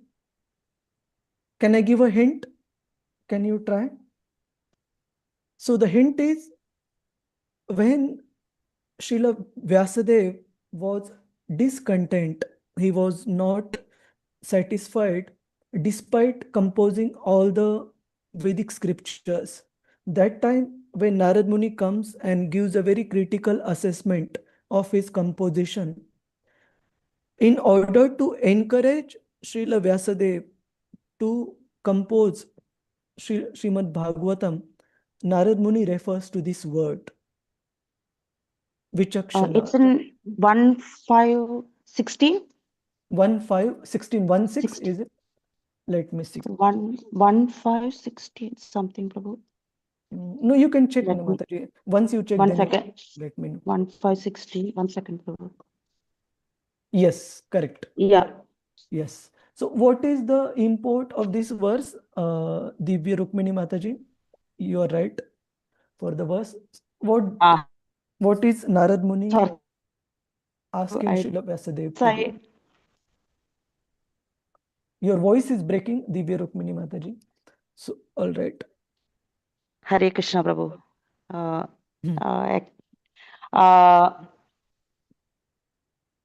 So Srila Vyas. Prabhuji, actually, I don't remember the sloka even. It's after doing all these things, actually, I don't know, Prabhu. Sorry. No problem. No Sorry, problem. Prabhu. No problem. Sorry. One second. Yeah. So Srila Narad Muni mentions that, my dear Srila Vyasadeva, that your concern is if we don't talk about dharma, artha, kama and moksha, these are the very things which attract people in general to the Vedic literature. So if we don't give dharma, artha, kama, moksha, who would come and be attracted, interested enough to study these Vedic literatures? To that, Srila Narada Muni answers to Vyasadeva that you compose the literatures for Vichakshana class of people who are intelligent and who are not interested from the activities of material enjoyment, who have got a distaste for that, who have retired from that.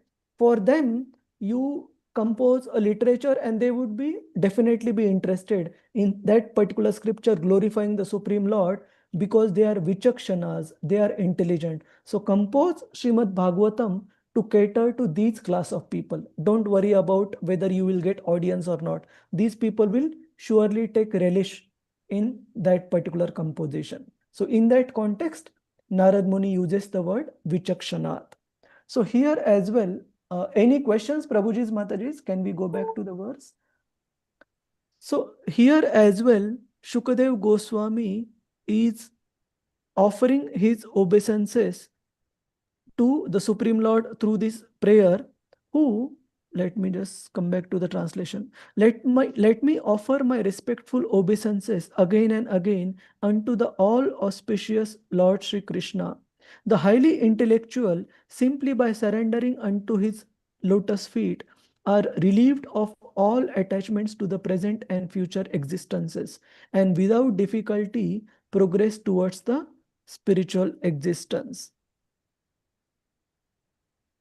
And in the purport, Srila Prabhupada gives the reference to Bhagavad Gita, the last instruction, set of instructions that are given by the Lord, Sarva Dharman Parityajya, Mam Ekam Sharanam Vraja.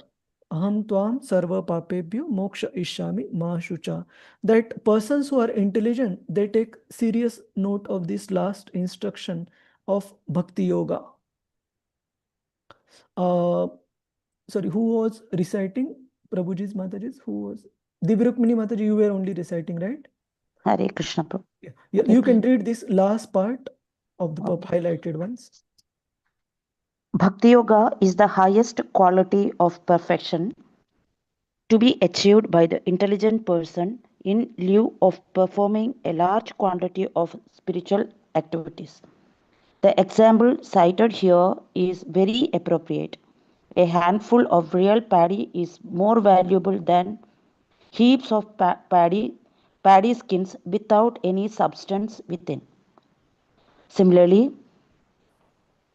one should not be attracted by the jugglery of karma kanta or jnana kanta or even the gymnastic performance of yoga, but skillfully should take to the simple performance of kirtanam, smaranam, etc. under a bona fide spiritual master and without any difficulty attain the highest perfection.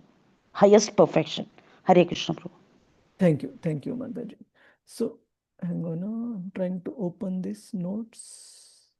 Yeah, so this is the very same verse where this example is given in Bhagavatam. If we have a very large amount of empty husk, that means it doesn't have the grain within, then it has no value. But Bhagavatam mentions even a handful of real paddy which has got the rice grain within is much more powerful than a very large quantity of empty husk which does not have grain within. Similarly, a large quantity of karma kanda, jnana kanda, all these performances of the ritualistic, all these ritualistic performances, a small amount of pure devotional service is anytime much better than getting entangled in this karma kanda or jnana kanda section, where apparently one is performing this in order to advance spiritually, but what one is ending up doing is personal gratification. In the case of karma kanda, it is gratification at the gross level by gratifying our senses, and at the level of jnana kanda, it is basically trying to satisfy one's intellect through mental speculation, etc. So this is not exactly devotional service. So Shukadev Goswami is mentioning a small amount of devotional service, simple devotional service like Kirtanam, Smaranam is anytime better than these Karma Kanda, Jnana Kanda divisions. And in order to support that, Srila Prabhupada quotes this 10th canto verse, giving the example of the paddy. One doubt, Prabhuji. Yes, Mataji. I've heard that Karma Kanda is like deity worship and all that. It's a part of devotional service, no, Prabhuji? Deity worship is different than Karma Kanda. Karma Kanda is basically the Vedic ritualistic ceremonies to achieve material results. Okay, like say for example, perform this particular yajna to get this material benefit. But deity worship is one of the Navavida Bhaktis, is one of the transcendental devotional service. So deity worship also falls under devotional service, not under Karma Kanda. So that is good. Okay. Hare Krishna. In fact, deity worship at several purports in Bhagavad Gita, we see Srila Prabhupada explaining that it is a platform given for us to engage our material senses and to appreciate the Lord at the platform of our material senses, because we cannot perceive the transcendental form of the Lord. In order to decorate the Lord, bathe the Lord, offer him nice foodstuffs, Krishna has appeared in deity form just so that we can reciprocate with him while still being at the material level. Is that all right? Prema Pri. Hare Krishna. Yes, Prabhuji, yes. Hare Krishna. Hare Krishna. So we will go back to the slides. So this is text 16. Yeah. So similarly, there is also another famous verse in Bhagavad Gita where Krishna mentions how the benefit of all other paths of transcendental realization, including studying the Vedas, performing sacrifices, undergoing austerities, basically doing yajna, dana, and tapa, pursuing philosophical and fruitive activities can easily be attained by a person who has taken up to devotional service of the Lord.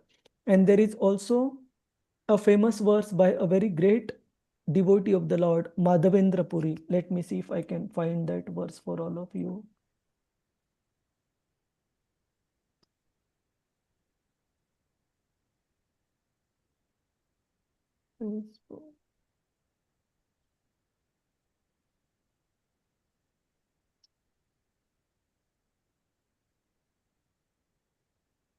Yes.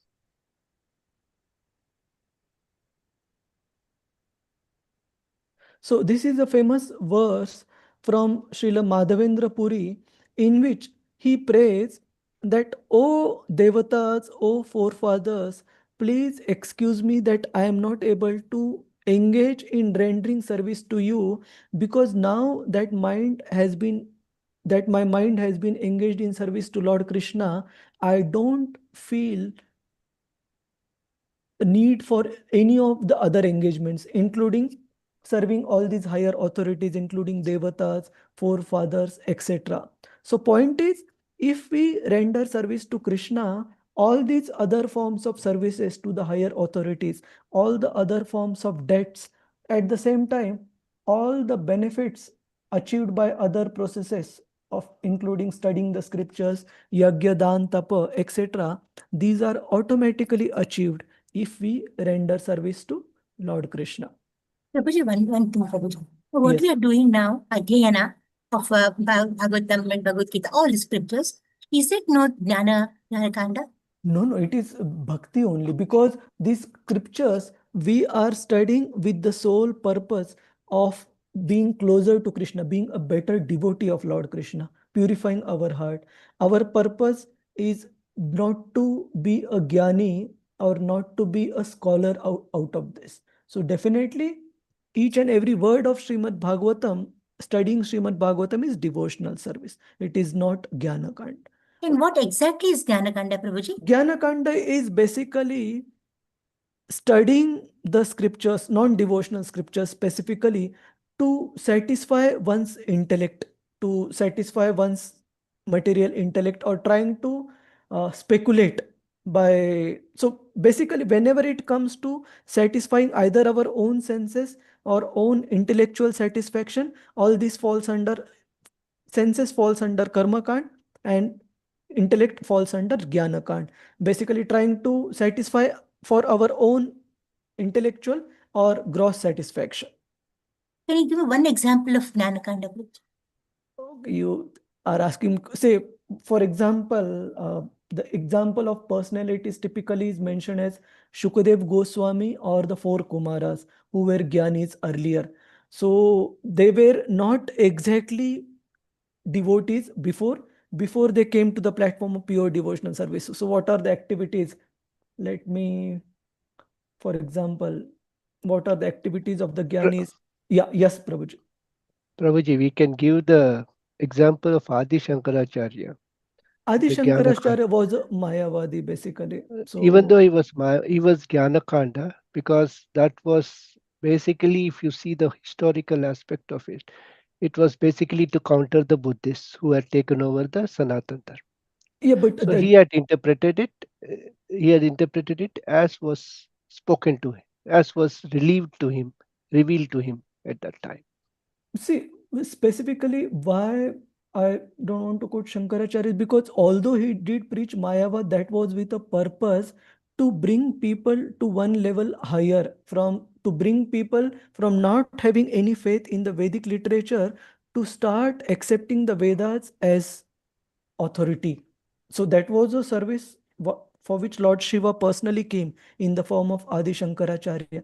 Whereas when we refer to people who are in the Karma Kanda and Jnana Kanda category, they are trying to do these activities as a transcendental activities for their own selfish benefits, like either satisfying their gross senses or satisfying their intellect. But Adi Shankaracharya's purpose was not to satisfy his intellect. His purpose was to establish the authority of Vedas so that subsequent acharyas could build upon that, to bring people from atheistic path of Buddhism to try accepting the authority of Vedas. So coming back to Mataji's question, what are the activities of Jnana Kanda? I'll come back, Mataji, separately. Okay. Only the example of personalities comes to my mind, but what exact activities they render to satisfy their Can I add intellect? something? Can I, my little knowledge, Prabhuji? Can these professional preachers of Bhagavata for financial benefit can be called like that? See, to be honest, they don't even do for their intellectual satisfaction. They have multiple selfish purposes, including to earn money out of that, including to earn name and fame out of that. So that is definitely condemned.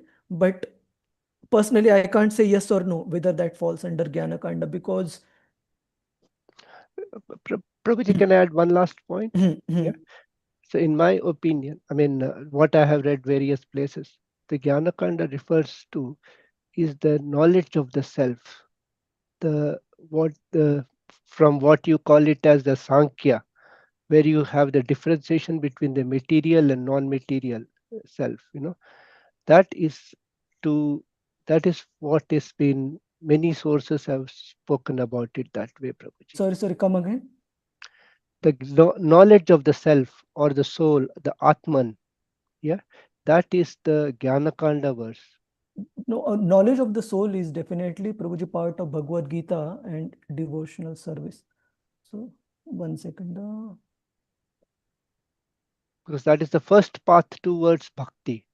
Yeah, knowledge. but it is not Jnana Kanda. Knowledge of the soul, Krishna has specifically explained as part of Bhagavad Gita chapter 2. So, yeah, but he mentions there a Samkhya. yeah, Yeah. Sankhya is analytical study of the body and mind. Okay. Yes, body, mind, and soul. Body and matter and spirit. Yeah. Yes. So that is where it is coming. That is what my understanding, Prabhuji. Maybe I think you I'm can polishing share. it. Yeah, I may be wrong, but this is the closest I have come to. I'll come back to you, Mataji, on this. Okay, activities for Jnana Kanda. So I'm Hare just Krishna, referring Prabhu. one. The point which I was talking about in terms of, sorry, Prabhu, I just have a clarification. We were talking about what Priyadashri Mataji was telling, right? For people who earn money out of Jnana Kanda, they are in fact worse than materialist, right, Prabhu? They are using a spiritual context to exploit or to make money. So they are, won't that come under worse than Karma Kanda? I'm just clarifying. They are definitely condemned. Those who use Srimad Bhagavatam for their own personal selfish motives, including earning money and all, they are definitely condemned.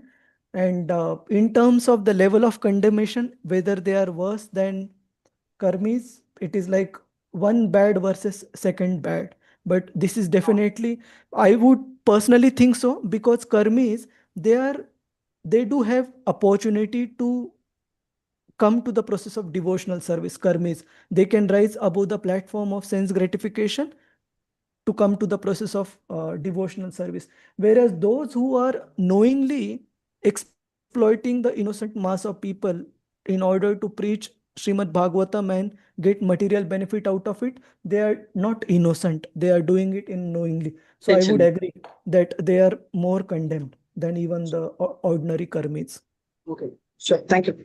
Hare Krishna. So, Priyadarshini Mataji, Prema Priya Mataji, I'll come back to you for the activity. No problem. Yes, Prabhu. Yes, Prabhuji. Sorry, Prabhuji. Thank you. Hare Krishna. Hare Yeah, Krishna. Hare Krishna. So, let me just come back to the last verse, which is text 17. And text 18 is very important, so I didn't want to include that and cover through in rush. We will start with text 18 next time. So, we'll cover one more verse, text 17. Who wants to recite? Prabhuji's Mataji. I'll recite, Prabhuji. Mataji, you recited earlier. Let me ask someone who has Okay, not. okay, yeah. Anyone else? Prabhuji's, Mataji's, Hare Krishna. Anybody Can would I like? try, Prabhuji? Yes, Can I Murli. try? Yes, Prabhuji. Murli Prabhuji. Okay. Okay. Hare Krishna. Tapasvino dana para yasasvino Tapasvino Tasvino dana Anapara yasasvino manasvino mantra vida sumangala manasvino Mantravida sumangala Sumangala. Kshimam na vindanti vina yad arpanam Kshemam na na vindanti vindanti vinaya Yad yadarpanam vinayarpanam. tasmai subhadra sravase namo namah. Tasmai Subhadra Shravase Subhadrasvine Namo Namo Namaha. Namaha. Translation. Let me let me offer my respectful obeisances unto the all auspicious Lord Sri Krishna again and again, because the great learned sages, the great performance of charity, the great workers of distinction, the great philosophers and mystics, the great chanters of the Vedic hymns, and the great followers of Vedic principles cannot achieve any fruitful result without dedication of such great qualities to the service of the Lord. Yes. So here Shukadev Goswami is mentioning that even if one is a great mystic or an expert in chanting the Vedic hymns or a follower of the Vedic ritualistic principles, none of these persons can ultimately achieve the result of their activities unless one engages these activities in service to Lord Krishna. We'll go through the highlighted part of the purport. Yes, Murli Prabhuji. Advancement of learning, a charitable disposition, political, social, or religious leadership of human society, philosophical speculation, the practice of yoga system, expertise in the Vedic rituals, and all similar high qualities in man serve one in the attainment of perfection only. When they are employed in the service of the Lord without such dovetailing, all such qualities become source of trouble for people in general. Continue. Can I continue? People Or in general. yeah, people in general have no knowledge of the self-interest of a living being. Of a living being attains perfection only when such an interest coincides with the interest of the Lord. Thank you, Brother. So in regard, we had discussed one example of a very strict brahmachari from Chaitanya Charitamrut, who, when Sri Chaitanya Mahaprabhu used to perform nocturnal sankirtans, nighttime kirtans in the house of Srila Srivas Thakur, this brahmachari, he used to perform such austerities that he used to sustain his body just by consuming milk and not have any other solid food. So he was very austere. And somehow this brahmachari happened to think of his austerity as a very advanced qualification and felt that just based on his austerity alone, he should also be allowed an entrance into Srivas Thakur's house to witness the dancing and kirtan of Lord Chaitanya Mahaprabhu. And as we see that very few people, mainly devotees in the inner circle of Sri Chaitanya Mahaprabhu, they were only allowed to witness the chanting and dancing of Lord Chaitanya in this kirtan. So what happened, this particular brahmachari, milk-taking brahmachari, he contacted Srivas Thakur and requested him that please allow me to witness this chanting and dancing, which Lord Chaitanya Mahaprabhu does every night. And Srivas Thakur thought that look, he is not a ordinary karmi, a sense gratifier. He controls his senses. He is very austere.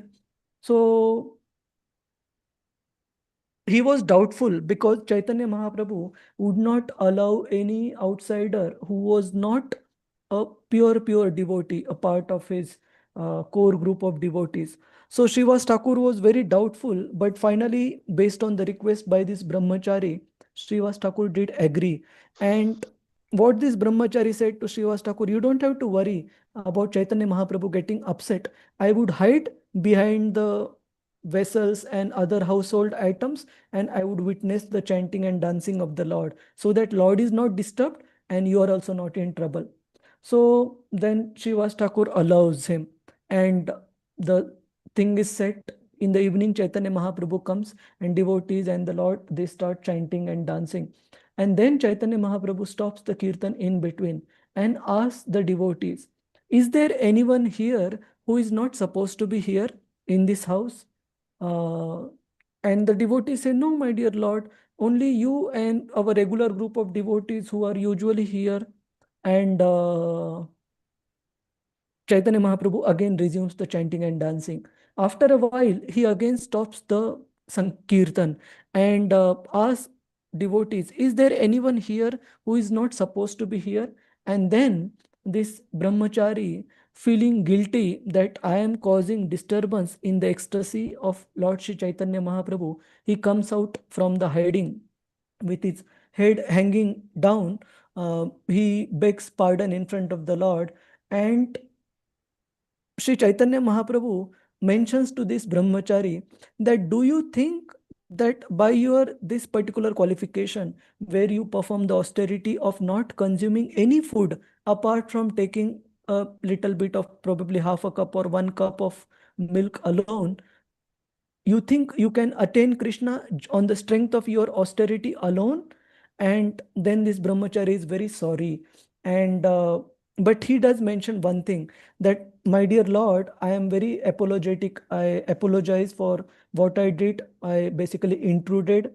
Srivas Thakur only allowed me to come in at my insistence that I should be allowed to come in. I was thinking that my this particular material qualification is something which makes me eligible to understand you and witness your ecstatic pastimes. But I am very sorry for disturbing you. And then finally he is leaving. But that humility of that brahmachari in accepting his disqualification, what is that disqualification? That we can't consider any of our material qualifications to force Krishna to appear before us, to force Krishna to reveal himself. Krishna is not indebted to any of our material qualification that he must reveal himself. Only through our humility and sincere service can we make our case to devotees, receive their mercy, and through their mercy we can expect to receive the mercy of the Lord. So ultimately, when Lord Chaitanya Mahaprabhu saw the humility of this milk-taking brahmachari, that he understood his material qualification, he can't force Krishna to reveal just based on that. Then finally, by the mercy of devotees, Chaitanya Mahaprabhu allowed him in. So point is, Shukadev Goswami is explaining, even if we have all these material scholarships and qualifications, including being a great philosopher or a mystic or a great chanter of the Vedic hymns, all these qualifications, unless they are engaged in service to the Lord in humility, they carry no meaning altogether. Let me also think of any other examples.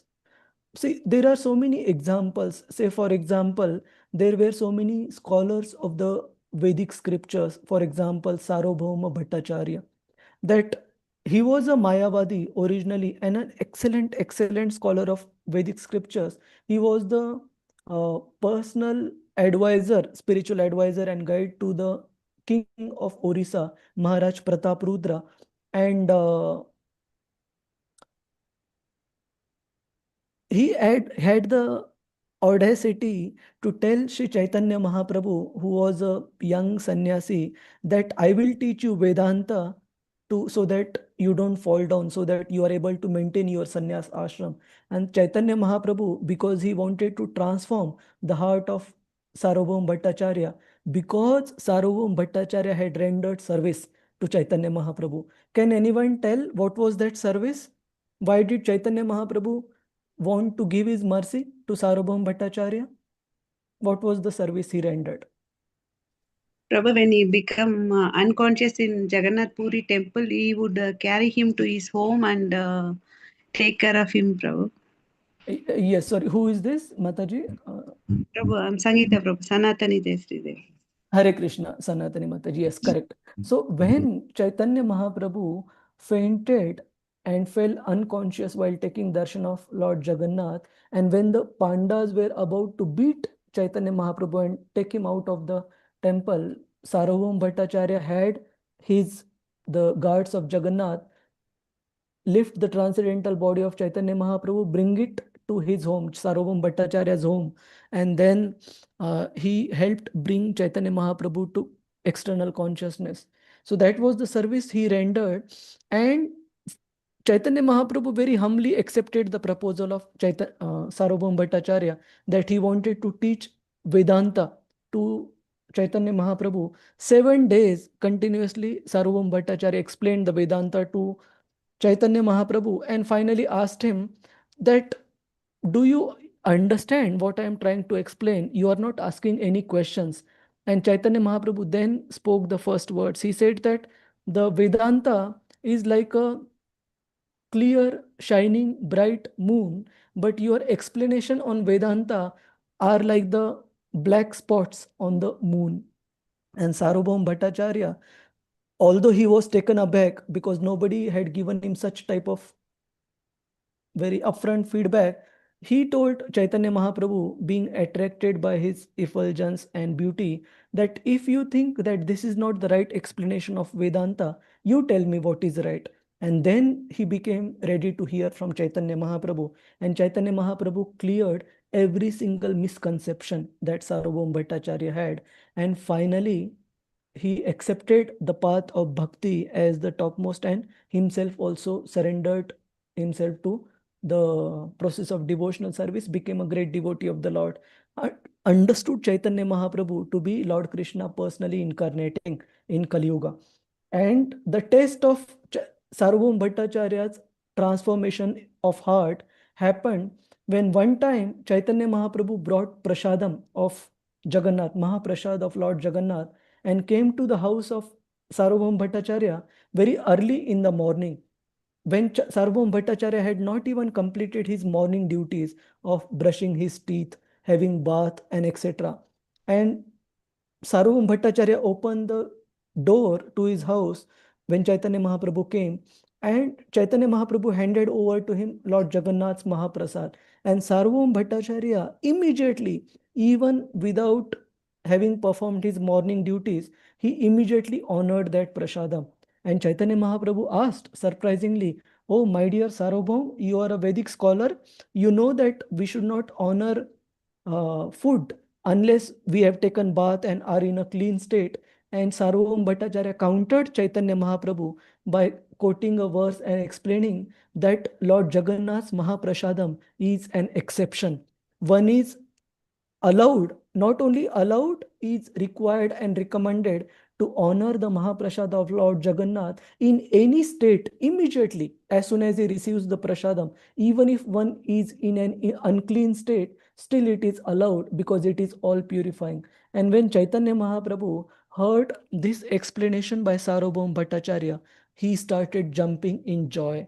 He said, "Today, my purpose of descending to this earth, taking avatar on this earth to teach bhakti, has been fulfilled when I see Sarvabhauma Bhattacharya has taken to devotional service to Lord Krishna and has understood the importance of Lord Jagannath's Mahaprasad to such an extent that he is able to justify honoring Mahaprasad immediately, even if in an unclean state." So point is, all these material qualifications, Prabhupada used to give a very famous example. He used to say they are like all big, big zeros, and putting Krishna in the beginning, that means utilizing these qualifications to serve Krishna, is like putting one in the beginning. So how much ever zeros we put, if there is no one in the beginning, they all mean nothing. They all mean zeros only. But if we use them in service to Krishna, then they are glorious. So even in case of Sarvabhauma Bhattacharya, he subsequently became such a great devotee that there is further, maybe I'll take one more minute and then we conclude, that there was his son-in-law who was antagonistic to Chaitanya Mahaprabhu. He was very disrespectful and he used to criticize Chaitanya Mahaprabhu for nothing good. And one time when Sarvabhauma Bhattacharya was at his great request, Sarvam Bhattacharya's request, Chaitanya Mahaprabhu came to honor Prasadam in his home. This nonsense son-in-law of Sarvam Bhattacharya, he criticized the Lord that look how being a sannyasi also, he is eating so much. Sannyasis should not eat so much, otherwise their senses will be difficult to control. And Sarvam Bhattacharya was so upset. He started chasing his son-in-law with a stick in his hand, wanted to beat him. And then he said, let my daughter be widow. Let my daughter be widow and this nonsense person die rather than me having such a son-in-law who is a blasphemer of the Lord. And Chaitanya Mahaprabhu said, no, no, don't mind too much. What he said is correct. And subsequently, he did get his purification. Amoga, son-in-law, his name was Amoga. He did get his purification. He also became devotee of the Lord because of his father-in-law becoming a devotee. So point is, he became such a great devotee, Sarvabhauma Bhattacharya became such a great devotee that because of his devotional service, even the blasphemers like his son-in-law Amoga, they also got devotional service. So point is, this is called transformation from material qualifications to devotional qualifications.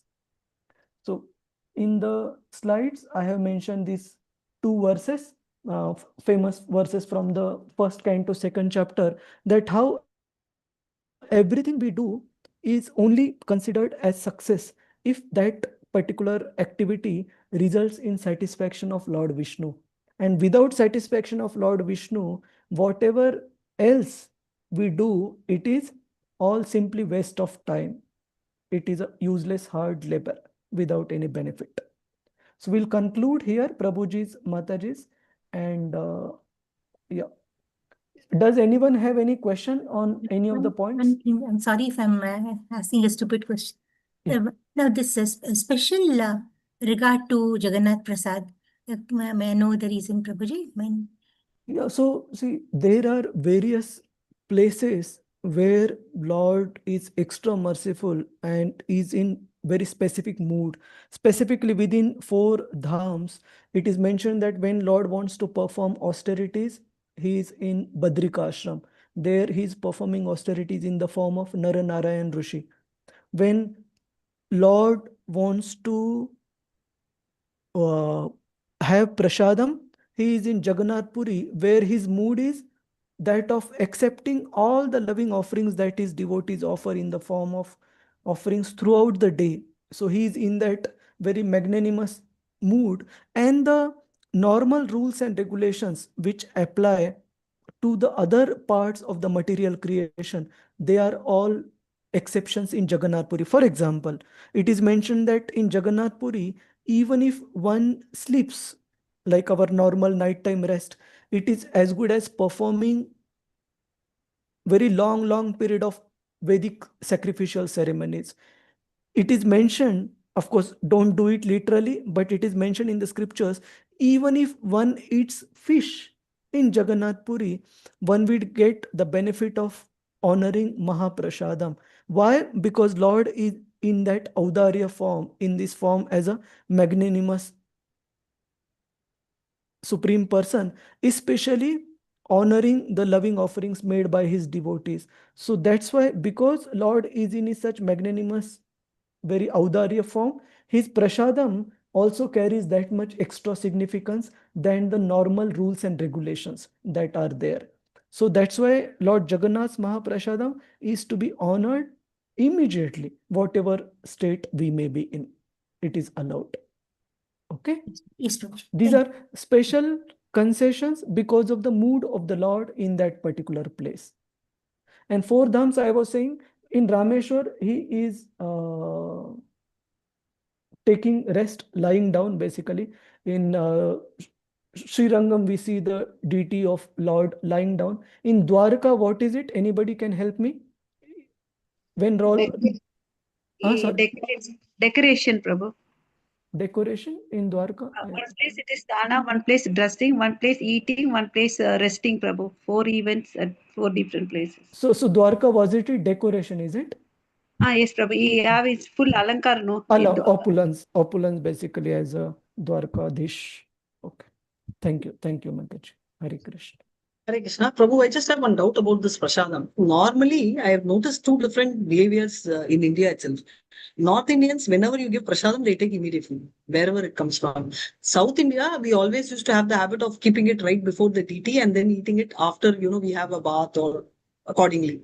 Which is the actual process which is to be done? How do we honor prasadam?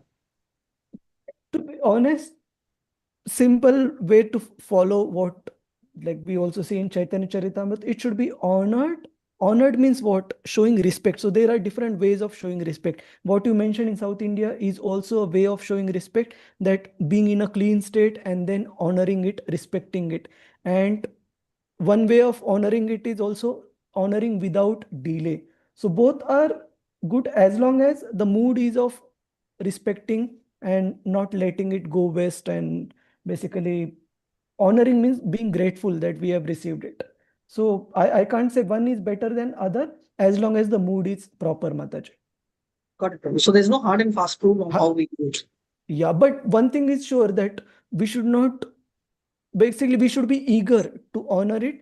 So even if you want to have bath but honor it immediately after bath and all, don't delay, don't keep it waiting. As early as possible. Yeah. Thank you, Prabhu. Hare Krishna. Hare Krishna, Hare Krishna. And basic thing, we should not let Mahaprasadam be wasted. We should be very careful. Even if few grains fall down on the ground, we do lift them up carefully and honor them and not let them go waste. Hare Krishna. So we'll stop here, Prabhuji's, Mataji's. Thank you all very much. And I think I did take some extra time to cover these verses because some of these verses are very important. We needed to go a bit in depth. So next time we will conclude, and the starting verse itself is an important verse. We have quoted it many times. How even people born in the most hopeless of the circumstances, they are also completely purified by chanting the holy names of the Lord. So this is a very inspiring verse. Okay, we'll stop here. Mataji, you can stop the recording. I want to announce few announcements. Prabhu, you are the host. Okay, 1 second. I always struggle. How do I stop recording? Can Or you make me the host, Prabhu. I'll stop. make. Okay, fine. 1 second.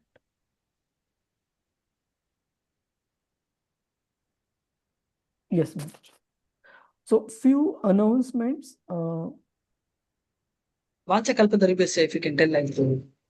Yeah. Vamcha kalpatarubhyascha kripa sindhubhya eva cha patitanam pavanebhyo vaishnavebhyo namo namah.